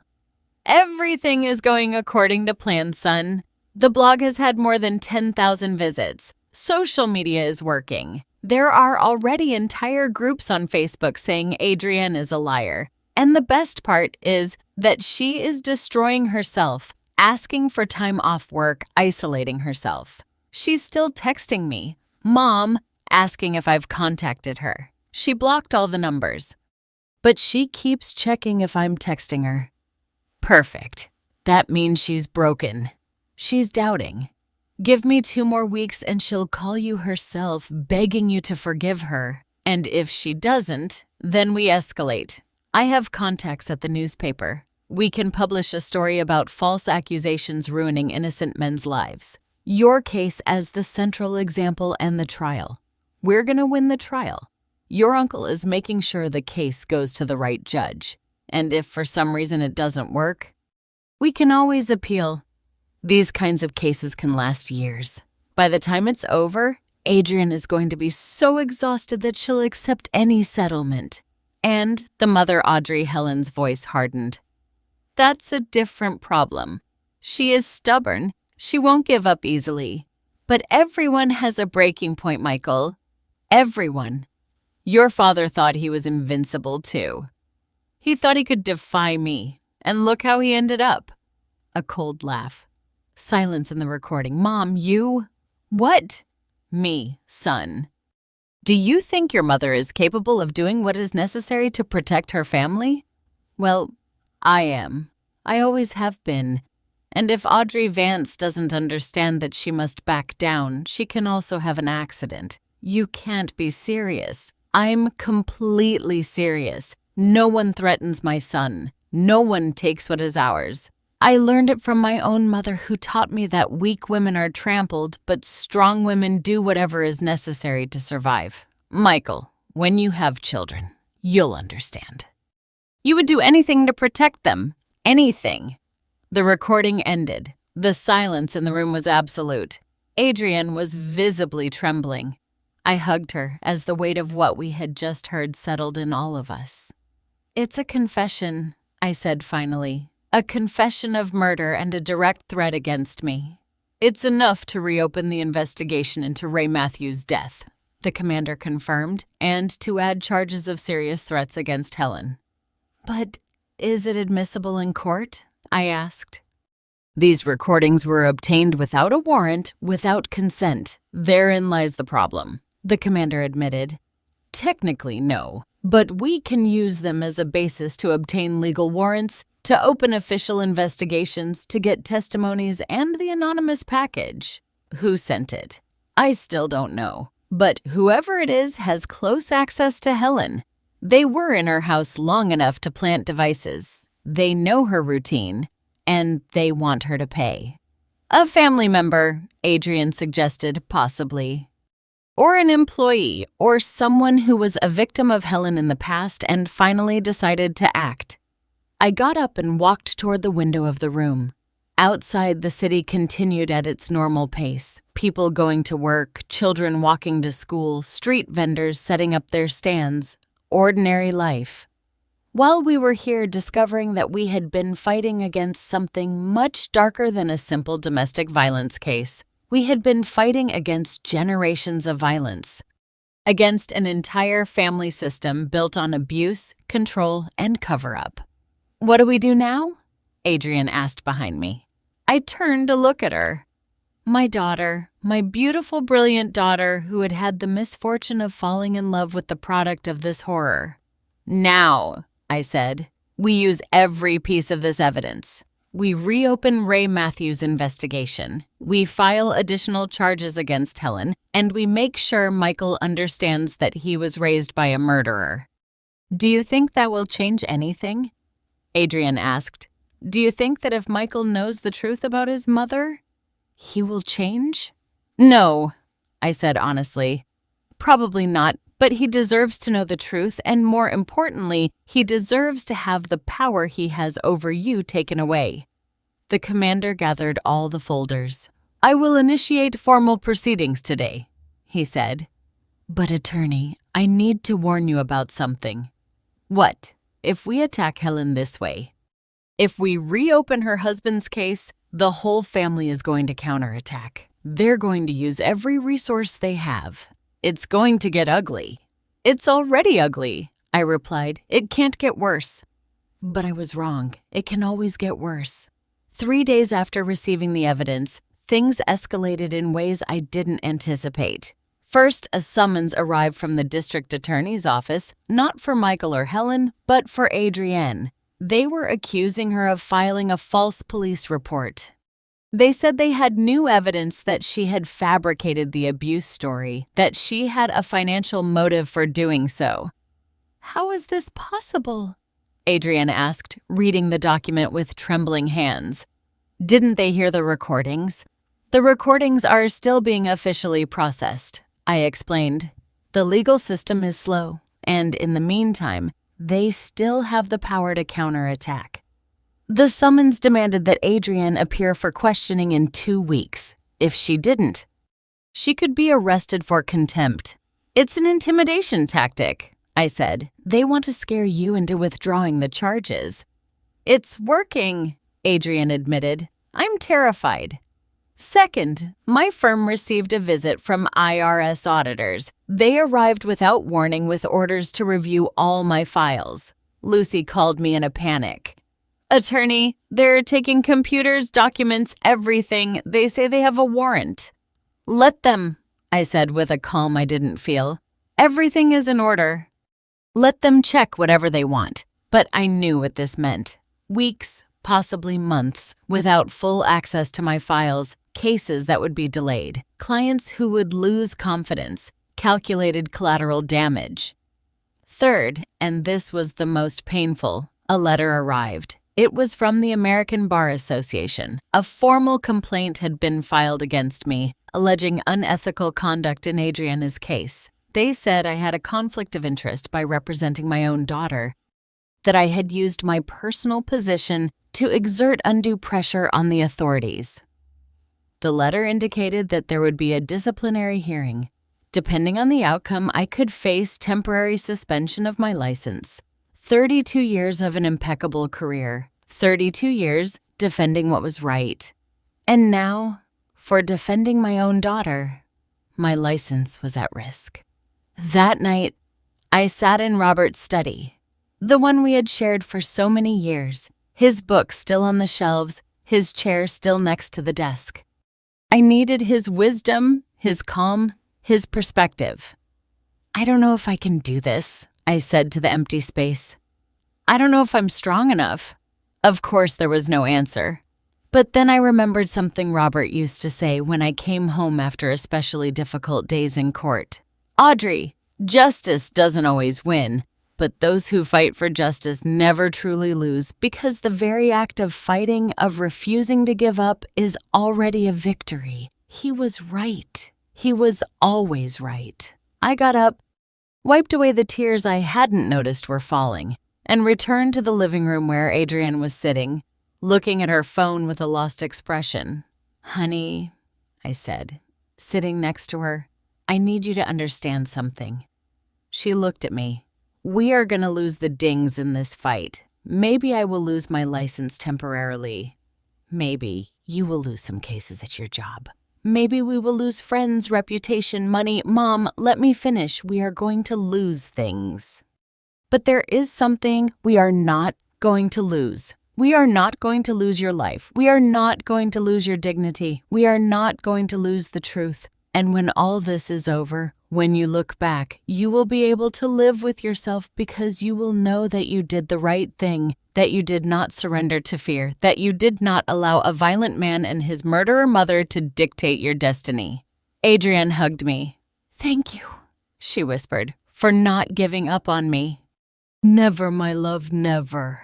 We stayed like that, embracing while outside the sun set over New York City. Tomorrow would come with new challenges, new battles, new attempts to destroy us.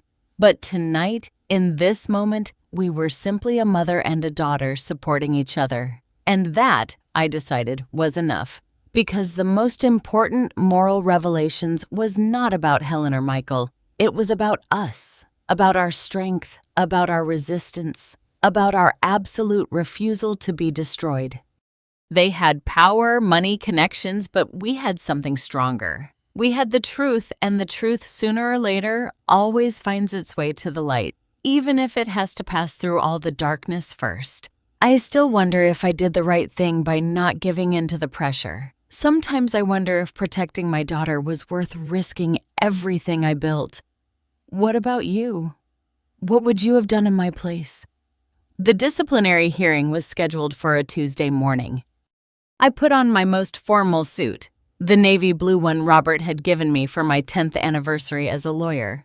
I carefully applied my makeup, covering the dark circles from sleepless nights. I put my hair up in a neat bun. I had to look like what I was, a professional with 3 decades of impeccable experience, not a woman on the verge of collapse. Adrienne wanted to come with me, but I told her to stay home. I didn't need her to see her mother judged for the simple act of protecting her. The Bar Association building was downtown, an old imposing structure with those columns that are supposed to inspire respect for justice. That morning, it only inspired disgust. The hearing room was on the 3rd floor. When I walked in, there was a panel of 5 lawyers sitting behind a long table. 3 men, 2 women, all older than me, all with carefully neutral expressions. I recognized 2 of them, Mr. Chip, Arthur Bell, a corporate lawyer who had always looked down on those of us who specialized in family cases, and Ms. Patricia Harris, who 30 years ago had been my classmate in law school. We hadn't spoken in a decade. "Attorney Vance," said the panel chairman, a man of nearly 70 named Richard Wells. "Thank you for appearing as if I had a choice." I sat down in the chair across from them, alone. My lawyer, a colleague who had offered to represent me at no cost, was sitting behind me. But this was my battle. "This hearing, Mr. Wells began, has been convened to review a complaint filed against you for alleged unethical conduct in the case against Mr. Michael Matthews. Do you understand the charges?" "I understand them," I said in a firm voice, "and I completely reject them. The complaint alleges that you have a conflict of interest in representing your daughter, that you used your personal influence with authorities to expedite an arrest without due investigation, and that you have conducted a defamation campaign against Mr. Matthews and his family." Every word was a carefully constructed lie, but presented with that formal legal language, it sounded almost credible. "Mr. Wells," I said, "my daughter was a victim of domestic violence in my presence. I was a direct witness. There is no conflict of interest in protecting a victim, especially when that victim is your own daughter. In fact, any mother who did not act under those circumstances would be the one who deserved to be questioned." But as an attorney, Mr. Bell intervened with that condescending tone that so irritated me. "You should have known that the most appropriate course of actions was to recommend your daughter seek independent representation. Your personal involvement compromises objectivity." "Objectivity," I repeated, feeling the rage rise. "You want to talk about objectivity when my daughter was bleeding on the floor of a dining room when her husband had just hit her 3 times in front of me." "Attorney Vance," Mr. Wells said in a warning tone, "maintain a professional demeanor." I took a deep breath. I contained the words I really wanted to say. "My apologies. What I am trying to explain is that I acted within my rights and responsibilities as a citizen, as a witness, and as a mother. At no time did I violate the ethical rules of our profession." Ms. Harris spoke for the first time. "Audrey," she said, and the use of my first name took me by surprise. "I understand your position, but you must understand that this situation is complicated. Mr. Matthews comes from a respectable family. His uncle is a magistrate. His cousin is a prosecutor. There are considerations." "Considerations?" I interrupted her. "Considerations about what, Patty?" "About whether a rich, connected man can hit a woman without consequences." "I'm not saying that." "Then what are you saying?" Uncomfortable silence. Mr. Bell took the floor again. "What Ms. Harris is trying to explain is that your passion for these domestic violence cases, while admirable, can sometimes cloud your judgment. You have built an entire career on being the defender of women, and now conveniently your own daughter becomes a case." "Conveniently?" My voice came out louder than I intended. "Are you suggesting that my daughter made up being hit so I could have another case?" "I am suggesting that the situation raises legitimate questions. The only legitimate questions here," I said, rising from my chair, "are why we are having this hearing in the first place. Who filed the complaint? Who funded it? And what connections do they have to the Matthews family?" "Attorney Vance, sit down, Mr. Wells," St. Bedwells ordered. I did not sit down. I have been in this profession for 32 years. I have defended 218 women. I have won 186 cases. I have helped pass 3 victim protection laws. My record speaks for itself. And now, I continued, for the first time in my career, I face a disciplinary hearing, not for malpractice, not for negligence, not for dishonesty, but for the unforgivable crime of protecting my own daughter from a violent man. If that is grounds for suspending my license, then suspend it. But let it be clear on the record that this panel chose to side with an abuser over a victim, with power over justice. Attorney Vance, Mr. Wells began, I am not finished. I have evidence. Recordings that prove Helen Matthews, the accused's mother, admitted to murdering her own husband 11 years ago, that she explicitly threatened my life, that she orchestrated a smear campaign against my daughter and me. All of that is being investigated by the relevant authorities. Mr. Wells said, It is not relevant to this hearing. Not relevant? I laughed without humor. It is completely relevant because it demonstrates that this complaint is part of a pattern of intimidation and manipulation. And you, I looked at each one of them directly, are allowing yourselves to be used. I finally sat down. My heart was beating so hard I could hear it in my ears. The panel exchanged glances. There was an exchange of looks I couldn't decipher. We will take a 30-minute recess, mister. Wells announced to deliberate. They left the room. My lawyer immediately came over. Audrey, that was intense. I don't care. They needed to hear it. Yes, but attacking the panel directly. I didn't attack them. I told them the truth. I got up and left for the hallway. I needed air. I needed space. I took out my phone and called Adrian. Mom, how's it going? Honestly, I don't know. I said what I had to say. Now it's a matter of waiting. Do you think they're going to? I don't know, honey. But if they do, we'll find another way. There's always another way. I love you, Mom. I love you too. I hung up and leaned against the hallway wall. I closed my eyes for a moment. When I opened them, someone was standing in front of me. It was an older man, perhaps 80 years old, with a cane and a suit that had seen better days. Attorney Vance, he asked in a trembling voice. Yes, can I help you? No, I came to help you. I looked at him more closely. There was something familiar about his face, but I couldn't place it.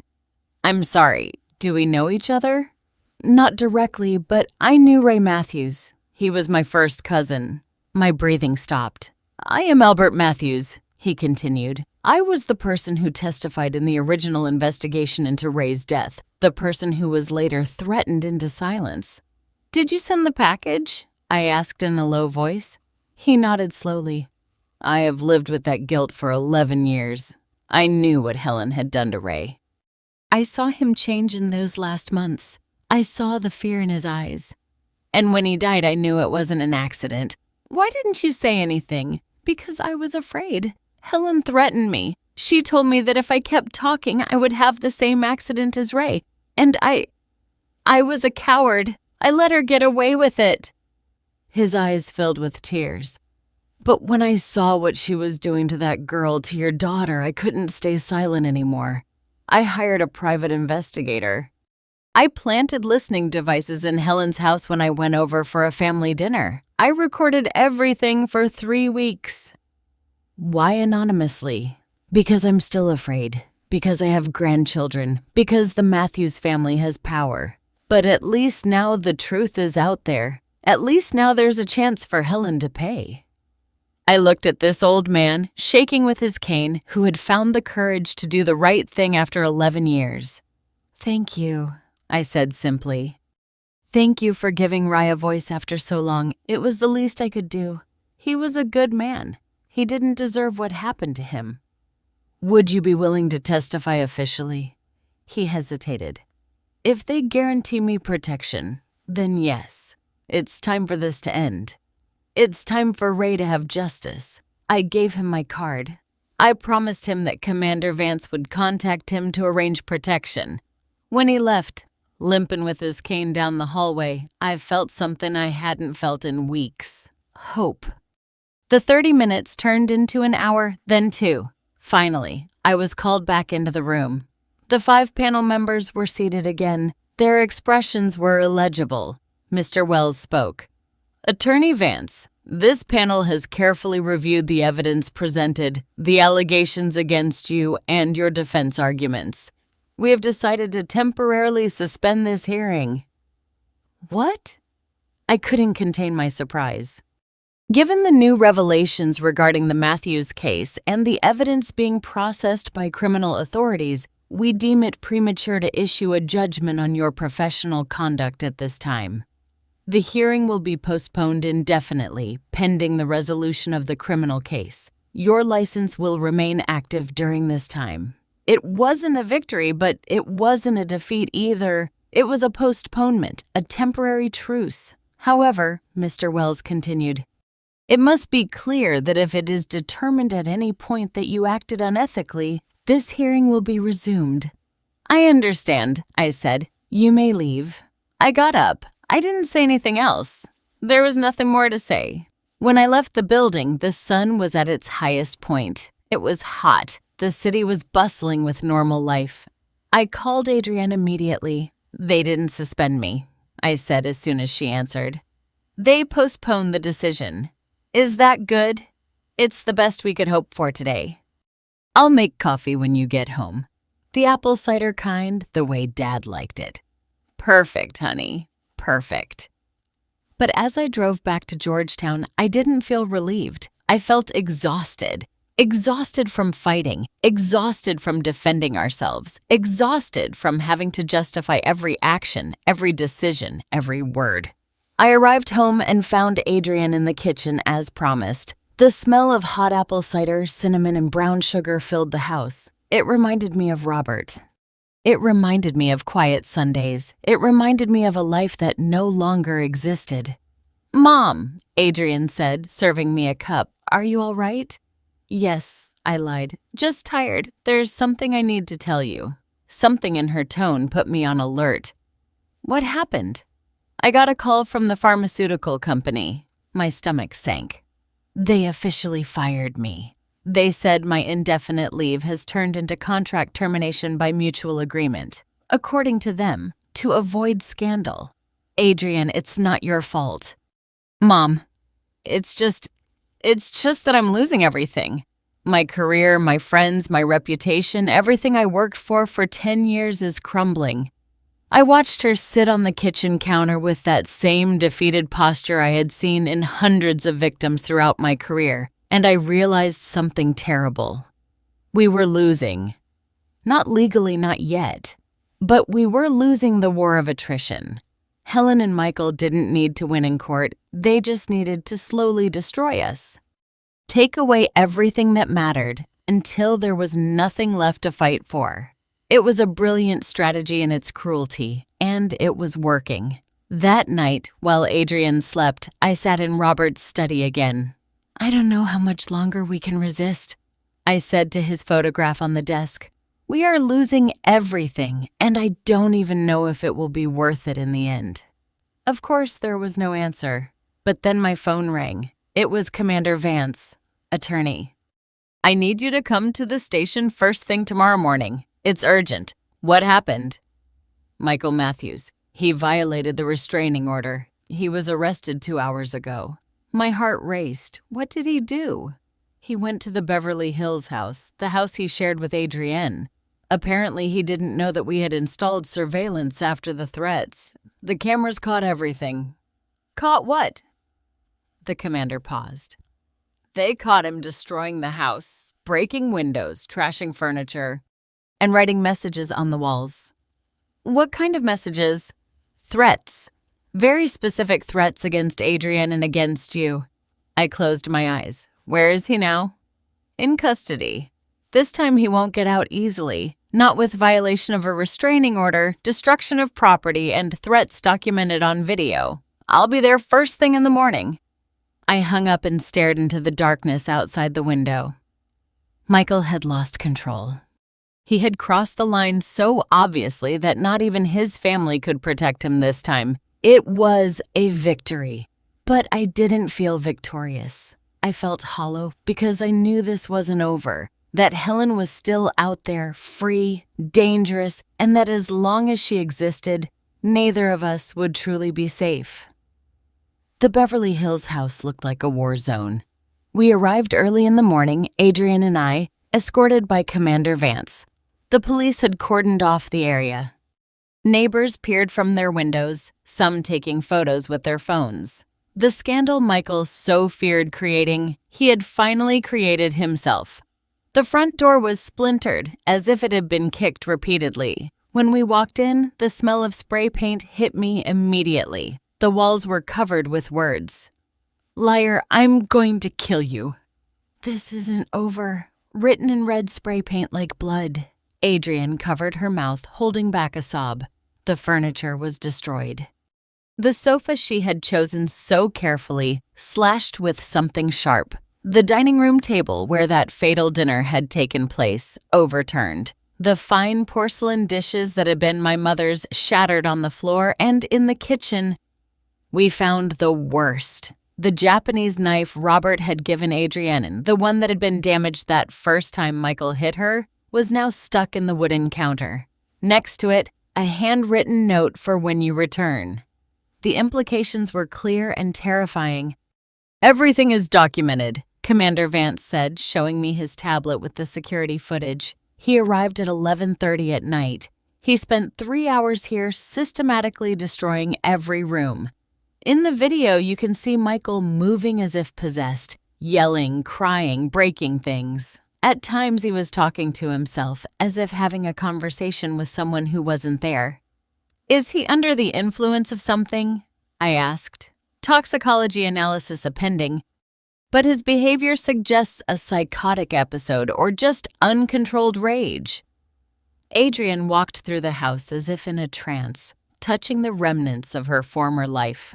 "I bought that lamp in Santa Fe," she murmured, looking at the ceramic pieces on the floor.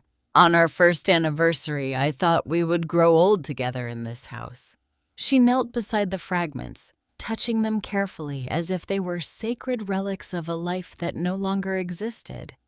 "Adrian," I said softly, kneeling beside her, "this is not your life. This was an illusion. Your real life is waiting for you. A life without fear, without violence, without having to measure every word. But Mom, look at this. Look what my marriage turned into. Walls with threats, destroyed furniture. How did we get here? Because you married a sick man raised by a sick woman. It's not your fault. But I chose him. I said yes. I ignored all the signs because he fooled you.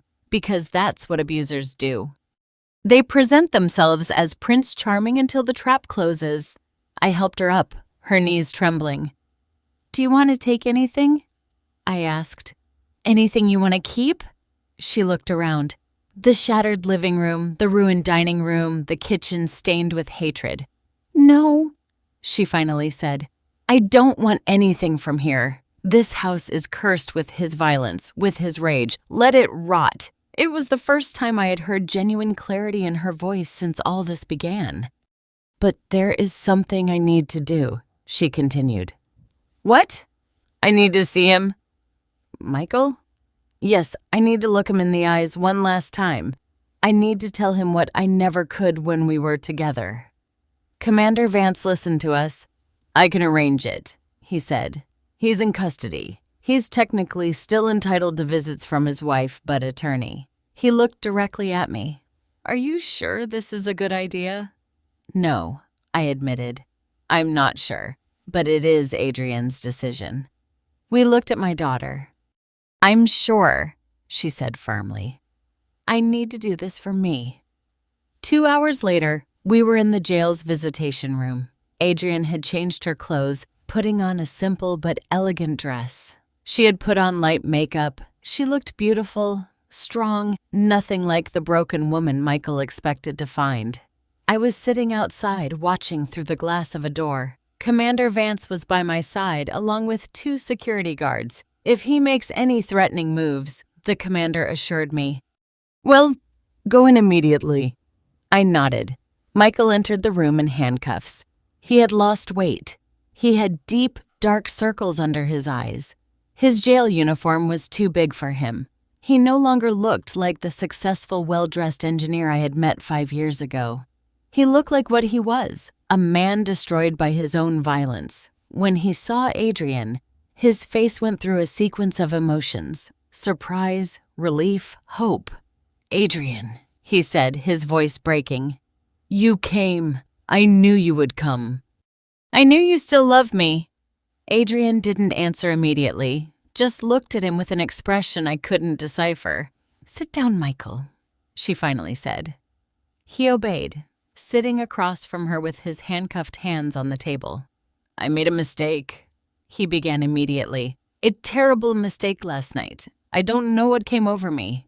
It was like something broke inside of me. But I can fix it. We can fix everything, if you just forgive me." "I didn't come here to forgive you." Adrian interrupted him. The silence that followed was absolute. "What? I didn't come here to forgive you, Michael.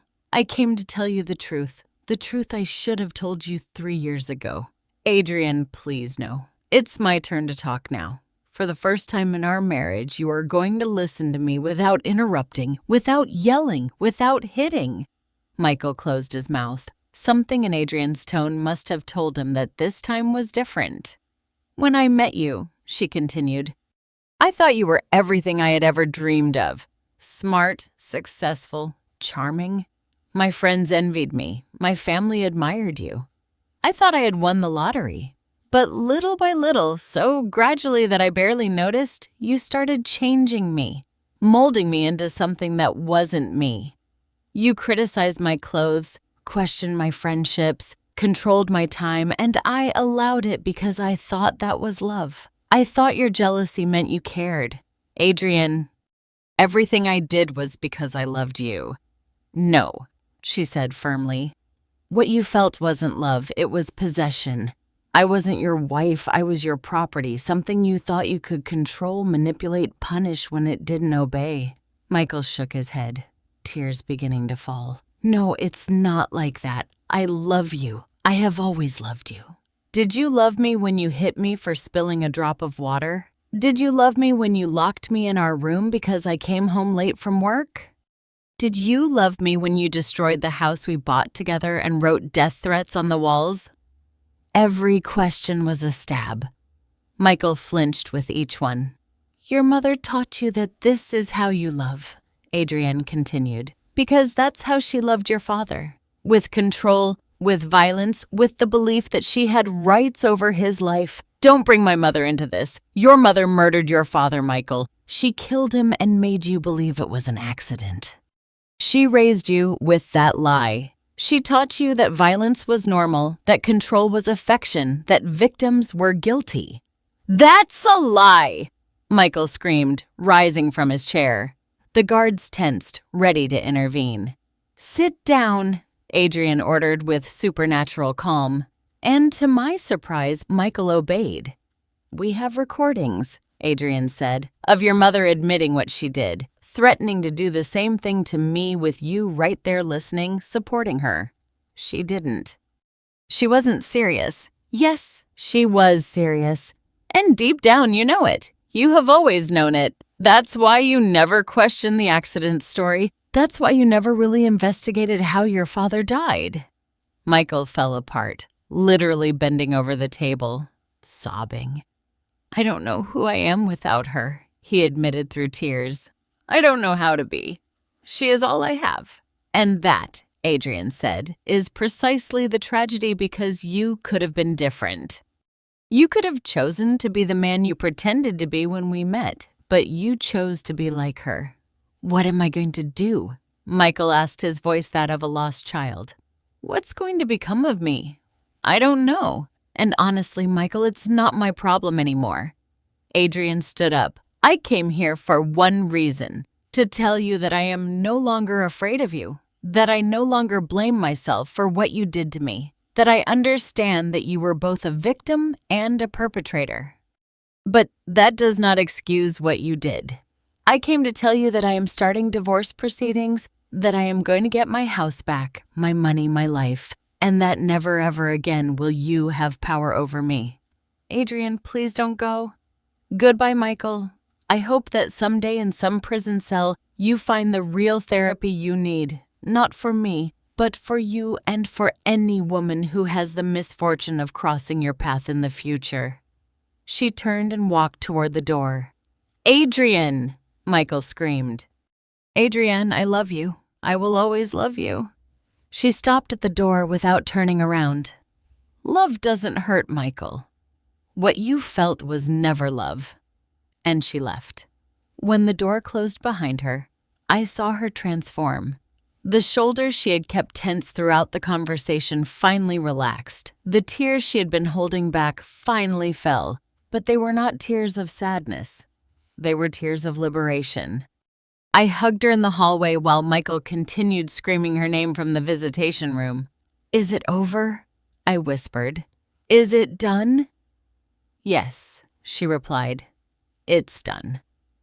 That night, back at the Georgetown house, Adrian walked into Robert's study, the same one where I had spent so many nights seeking his silent counsel. I found her there, looking at his photograph on the desk. "Do you know what the strangest thing is?" she said without looking at me. "During all these months, I thought Dad would be disappointed in me for marrying Michael, for not seeing the signs, for needing to be rescued. Your father would never have been disappointed in you. I know it now because Dad taught me what real love was. He showed me what a marriage should be like. Mutual respect, unconditional support, constant kindness. That's why I knew something was wrong with Michael," she continued, "because Dad set the standard and Michael never came close to meeting it." She turned to me. "Thank you, Mom, for not giving up, for fighting when I couldn't, for being strong when I was broken. Always, honey. Always." We hugged in that study that smelled of old books and coffee, surrounded by the memories of a man who had taught us what it meant to love correctly. The next day, we formally began the divorce proceedings. We also filed additional charges for destruction of property and threats. With the security footage, it was an open and shut case. Michael now faced multiple charges: domestic violence, violation of a restraining order, destruction of property, threats. His family's lawyers tried to negotiate, but this time there was no room for negotiation. The evidence was too clear, the crimes too obvious. But Helen remained. She was still free, awaiting trial for her role as an accomplice in the violence against Adrian. But now, with Albert Matthews' testimony and the recordings confessing Ray's murder, the prosecutor's office was reopening that investigation too. One afternoon, a week after the confrontation with Michael, I received an unexpected call. It was Helen. "Attorney Vance," she said with that voice I had learned to hate. "We need to talk. We have nothing to talk about. On the contrary, we have a lot to talk about. My freedom, my son's future, and what I am willing to do to protect both." "Are you threatening me?" "No, dear. I am offering you a deal. I don't make deals with murderers. How dramatic." "Listen, I know you have recordings. I know that traitor Albert sold me out. But I also know that those recordings are not admissible in court. They were illegally obtained. They may not be directly admissible, but they provide the basis for a full investigation. And when that investigation is finished, you will spend the rest of your life in prison. Maybe, or maybe not. My family has resources, good lawyers, connections. We can prolong this for years, decades. What is your point? My point is that we are both tired. You, your daughter, me, my son. We have all lost something in this war. Wouldn't it be better for everyone if we just ended this? How you withdraw the charges against Michael, you convince Adrian to accept an amicable divorce without compensation, and I will make sure the investigation into Ray stalls. Everyone moves on with their lives. Are you crazy? Do you think I'm going to let your son escape without consequences? Not without consequences. With reduced consequences. 1 year in prison instead of 6. Mandatory therapy, permanent restraining order. Something that allows him to rebuild his life eventually. He hit my daughter. He threatened her life. He destroyed her property. And you have destroyed her life, her reputation, her career. Isn't that enough? For a moment, just one moment, I considered the proposal, not because I thought it was fair, but because I was tired, so profoundly tired of fighting. But then I remembered Adrian's words in the visitation room. Love doesn't hurt, and I knew my answer. No, I said firmly, there is no deal. You and Michael are going to face full justice, no shortcuts, no negotiations, no family protection. That is a mistake, attorney. No, accepting your offer would be the mistake because it would send the message that money and connection piss can buy impunity. And I have dedicated my life to proving the opposite. You will regret this. I doubt it. But Helen, there is something I want you to know. What? Ray is going to have justice finally after 11 years. His death is going to be properly investigated. His name will be cleared, and you are going to face what you did to him. You can't prove anything. I have your confession on audio. I have Albert's testimony. I have the original forensic reports with the doctor's notes. And I have something else. What? I have time. All the time in the world to make sure you pay. I hung up before she could respond. That night, sitting in the garden of the house looking at the stars, I felt something I hadn't felt in months. Peace. Not because everything was resolved. The trial was still pending. There were still battles to be fought, but because finally we had taken control of the narrative.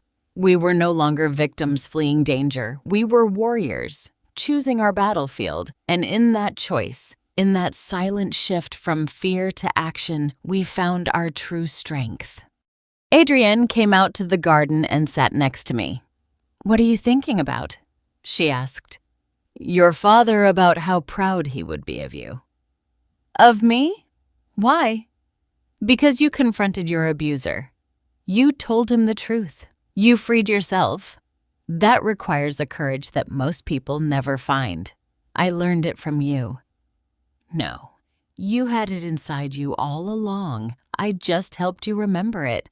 We stayed there, mother and daughter, under the night sky of New York City. We had lost a lot in this war. Friends. Reputations, time, innocence. But we had gained something more valuable. We had gained our dignity, and that we decided that night was enough. The trial of Michael lasted 3 weeks. I was present every day. Adrian, too. At first with fear, but firmer every day.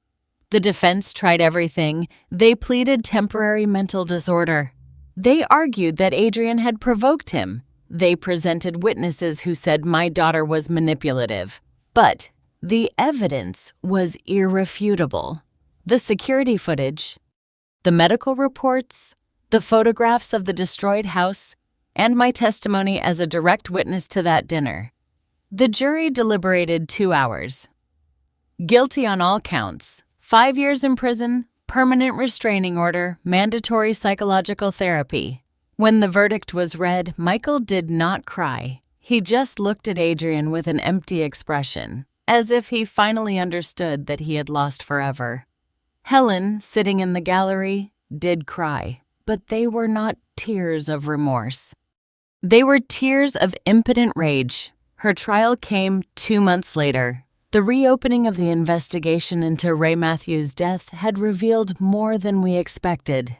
Testimonies from neighbors who were never heard. Medical records that demonstrated a pattern of injuries on Ray. Financial records that showed how Helen had taken total control of her husband's accounts months before his death.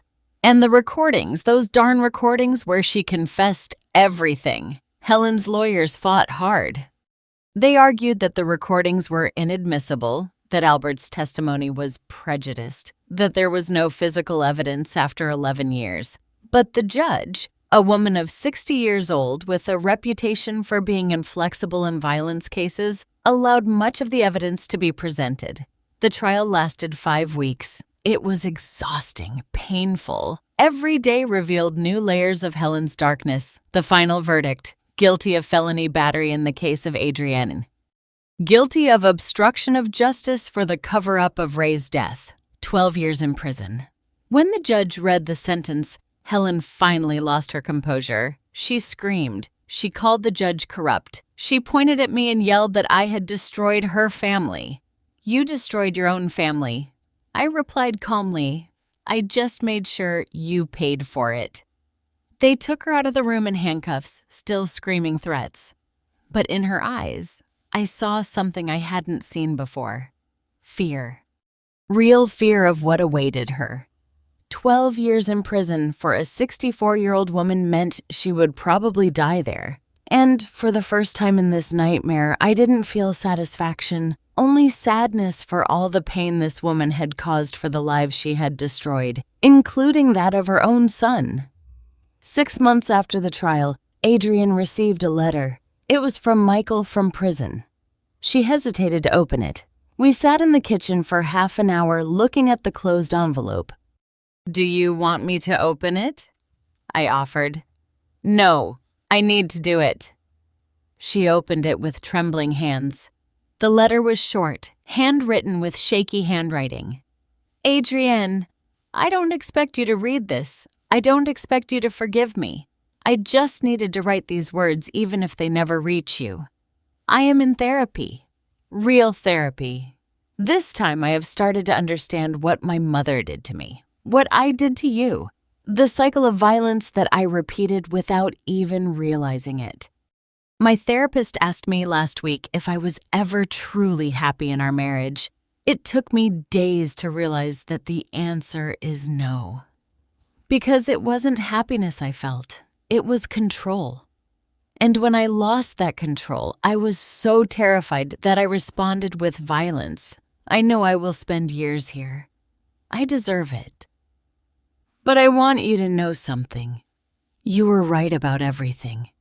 My mother killed my father. I knew it always on some deep level that I never wanted to acknowledge.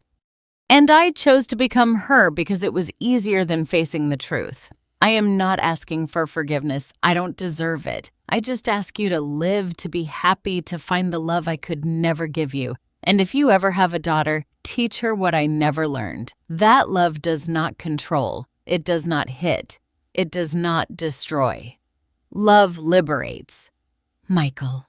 Adrienne finished reading with tears falling onto the paper. "Do you think he's sincere?" she asked.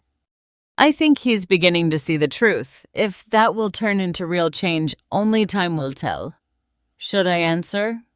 Do you want to?" She thought for a long moment. "No, because anything I say to him would make it about him, about his redemption, about his process, and I'm no longer part of his story." She folded the letter fully and put it away in a drawer. "But I'm going to keep it as a reminder that even monsters of Tinsome Matins are human, sick, broken, but human."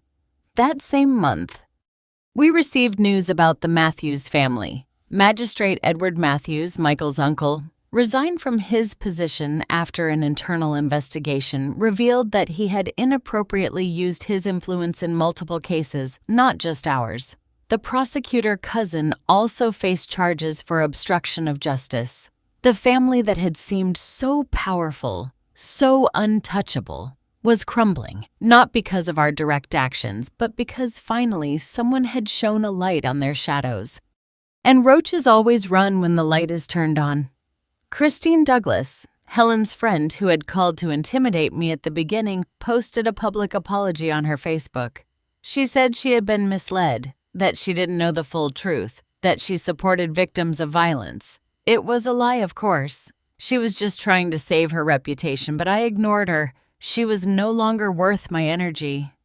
Adrienne sold the Beverly Hills house. She couldn't bear the idea of going back there. And I completely understood.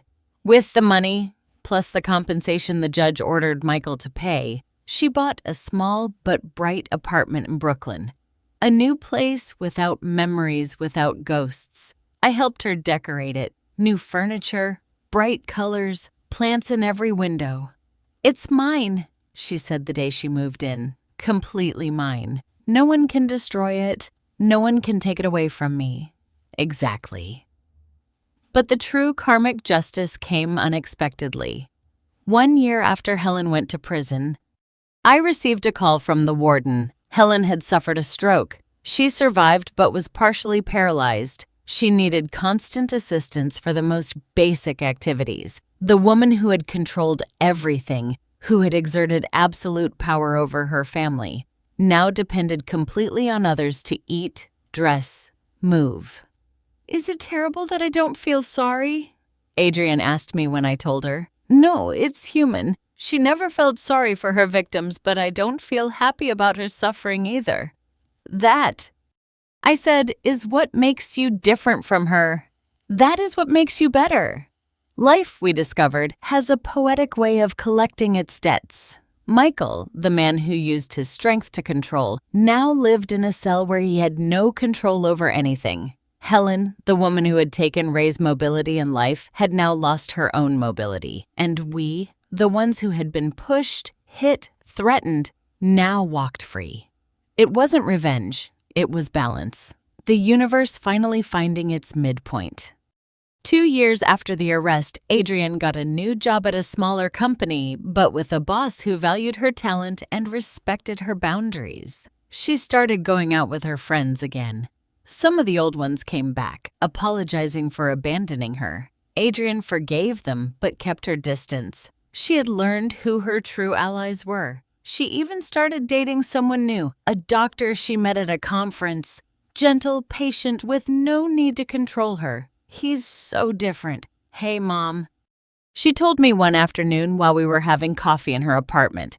"He asks my opinion. He respects when I say no. He encourages me to spend time with my friends. It's so strange that it's normal. That's how it should always be. I know it now. Thanks to you and thanks to Dad for showing me what real love looks like. As for me, my license was never suspended. The disciplinary hearing was officially closed without action. My firm survived the IRS audit without problems. And more importantly, I received calls from 5 different women saying that my case with Adrian had given them the courage to report their own abusers. "I saw how you fought for your daughter," one of them told me. "And I thought if a successful lawyer wasn't ashamed to admit her daughter was a victim, then I shouldn't be either." That was my true payment. Not money, not public recognition, but knowing that our nightmare had illuminated the path for others. One afternoon, 3 years after that fatal dinner, Adrienne and I visited Robert's grave. We brought fresh flowers, cleaned the headstone, and sat on the grass next to it. "Hi, Dad." Adrienne said, "I'm sorry I haven't visited in a while. I've been busy rebuilding my life. I want you to know that I'm fine. Finally, really fine. I have a job I love. I have true friends since. And I met someone who treats me like you treated Mom, with respect, with kindness. And Mom," she continued, "Mom was exactly who you always said she was. A warrior, my hero." I silently wiped away tears. "We miss you," Adrienne said. "We miss you every day, but I think you would be proud of us, of how we survived, of how we fought." The wind blew softly, rustling the leaves of the nearby trees. And for a moment, just a moment, I could have sworn I heard Robert's laugh. His laugh that said, "Of course I'm proud. I always have been." We left the cemetery hand in hand, mother and daughter walking toward the future. A future without fear, without violence, without having to look over our shoulders. Justice had been served. Not perfect, because human justice never is, but enough. And karma, that cosmic balance that we work so hard to believe in, had done its part. Those who caused pain now lived in pain, and those who suffered now walked free. That's how the universe works. We discovered slow, imperfect, but inevitable. The truth always finds its way. And justice, though late, always arrives. Today marks 5 years since that dinner. 5 years since my blood ran cold upon hearing applause, celebrating violence against my daughter. 5 years since I dialed that number and changed the course of our lives forever. I am sitting in my garden, the same one where Robert cultivated his herbs. The rosemary was finally pruned. The time is under control. The plants he loved now grow ordered, healthy, revived like us. Adrian comes to visit me every Sunday, no longer for barbecue ribs, although sometimes I prepare them in Robert's honor. She comes simply because she wants to, because our relationship is no longer marked by trauma, but by the love that was always there. Today, she brought someone with her. "Mom," she says with a smile that lights up the entire garden, "I'd like you to meet Daniel, the doctor she met 2 years ago, the gentleman who treats her the way she always deserved to be treated." I watch him carefully as he greets me, the way he looks at Adrian, the way he waits for her to speak first, the way he maintains a respectful distance until she invites him closer. I see respect, I see patience, I see real love. "It's a pleasure to meet you, Mrs. Vance," he says with genuine sincerity. "Adrian has told me so much about you, about everything you did for her. I only did what any mother would do." "No," Adrian says, taking my hand. "Not any mother. Many mothers look the other way. Many mothers choose to believe the lies because the truth is too painful. But not you. You never look the other way." We have lunch together in the garden, light conversation, genuine laughter. Daniel tells stories from his work at the hospital. Adrian talks about her new project at the pharmaceutical company, one that could help make medicines more accessible in rural communities. "I'm returning to my purpose," she tells me, "to doing science that matters, that helps." "Your father would be so proud." I know. I feel like he's watching me, that they are both watching us. After lunch, Daniel kindly offers to wash the dishes. Adrian and I stay in the garden alone for a moment. "Is it serious?" I ask. "Yes," she replies with a shy smile. "Very serious, Mom." He asked me to marry him. My heart leaps, not with fear this time, but with hope. "And what did you say?" I said I needed time. Not because I have doubts about him, but because I need to make sure I'm ready, that I've healed enough. That, I say, is exactly the right answer. It shows that you've learned, that you know your worth. I also told him that before I could say yes, he needed to know my whole story, the violence, the trial, everything. I don't want secrets in this relationship. And how did he react? He hugged me, told me that nothing in my past changes how he feels about me, that he admires my strength, that he would be honored to spend his life showing me how a woman should be treated. My eyes fill with tears. "Then you have my blessing when you're ready." "Thank you, Mom, for everything, for never giving up on me, for showing me I deserved something better, for saving my life. You saved your own life, honey. I just gave you the tools." We are silent for a moment, listening to the wind in the trees, the chirping of birds, the ordinary life we almost lost. "Do you know what I've been thinking lately?" Adrian says. "What about all the women who weren't as lucky as I was? The ones who don't have a lawyer mother, the ones who don't have resources, the ones who are trapped with no visible way out. I think about them all the time. I've been considering something. I want to use my story publicly to help others." I look at her surprised. "Are you sure that means exposing yourself? Reliving the trauma?"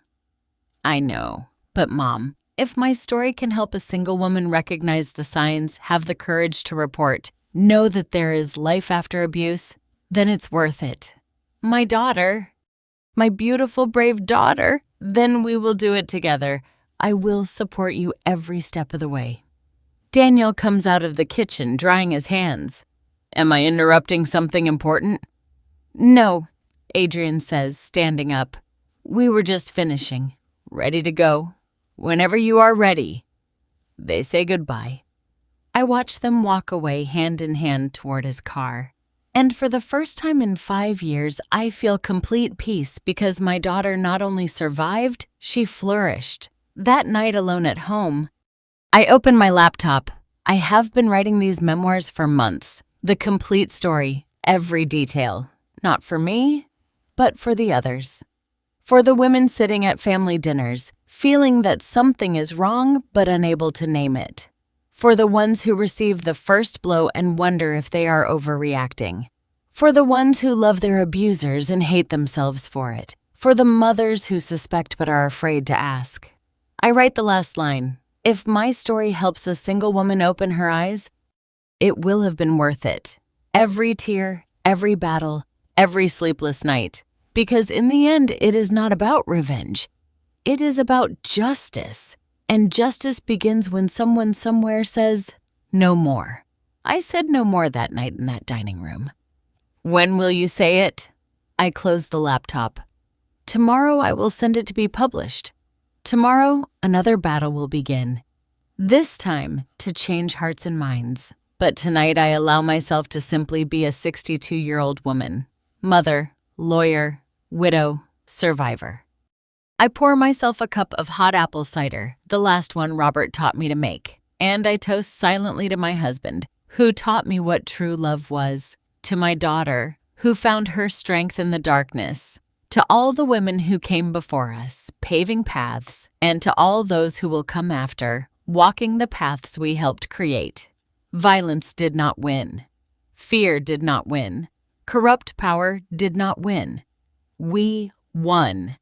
2 women who refused to be silenced, who refused to be destroyed, who refused to accept that violence was their destiny. And in that refusal, in that resistance, we found something more precious than any legal victory. We found our voice, our dignity, our freedom. If you are listening to this and recognize your story and mine, I want you to know something. You are not alone. You are not crazy. It is not your fault. And yes, there is a way out. Maybe you can't see it now. Maybe you feel trapped. Maybe you love the person who hurt you and that confuses you. All of that is normal, but listen closely to me. You deserve love that doesn't hurt. You deserve respect that is unconditional. You deserve to live without fear. And when you are ready, when you finally say no more, there will be people there to help you. Lawyers, counselors, shelters, families, friends. You may lose things along the way. I lost friendships, reputation, years of peace, but I gained something more important. I gained my daughter back, and she gained her life. So, thank you for listening to me until the end. Thank you for allowing me to share this story that I kept for too long. If this story touched your heart, subscribe and activate the little bell to hear more stories of women who transformed their pain into wisdom. Every day, a woman, a life lesson. Share this story with someone you love. Sometimes a story like this can change an entire day. It can change an entire life. God bless you. And remember, true love never hurts. Never.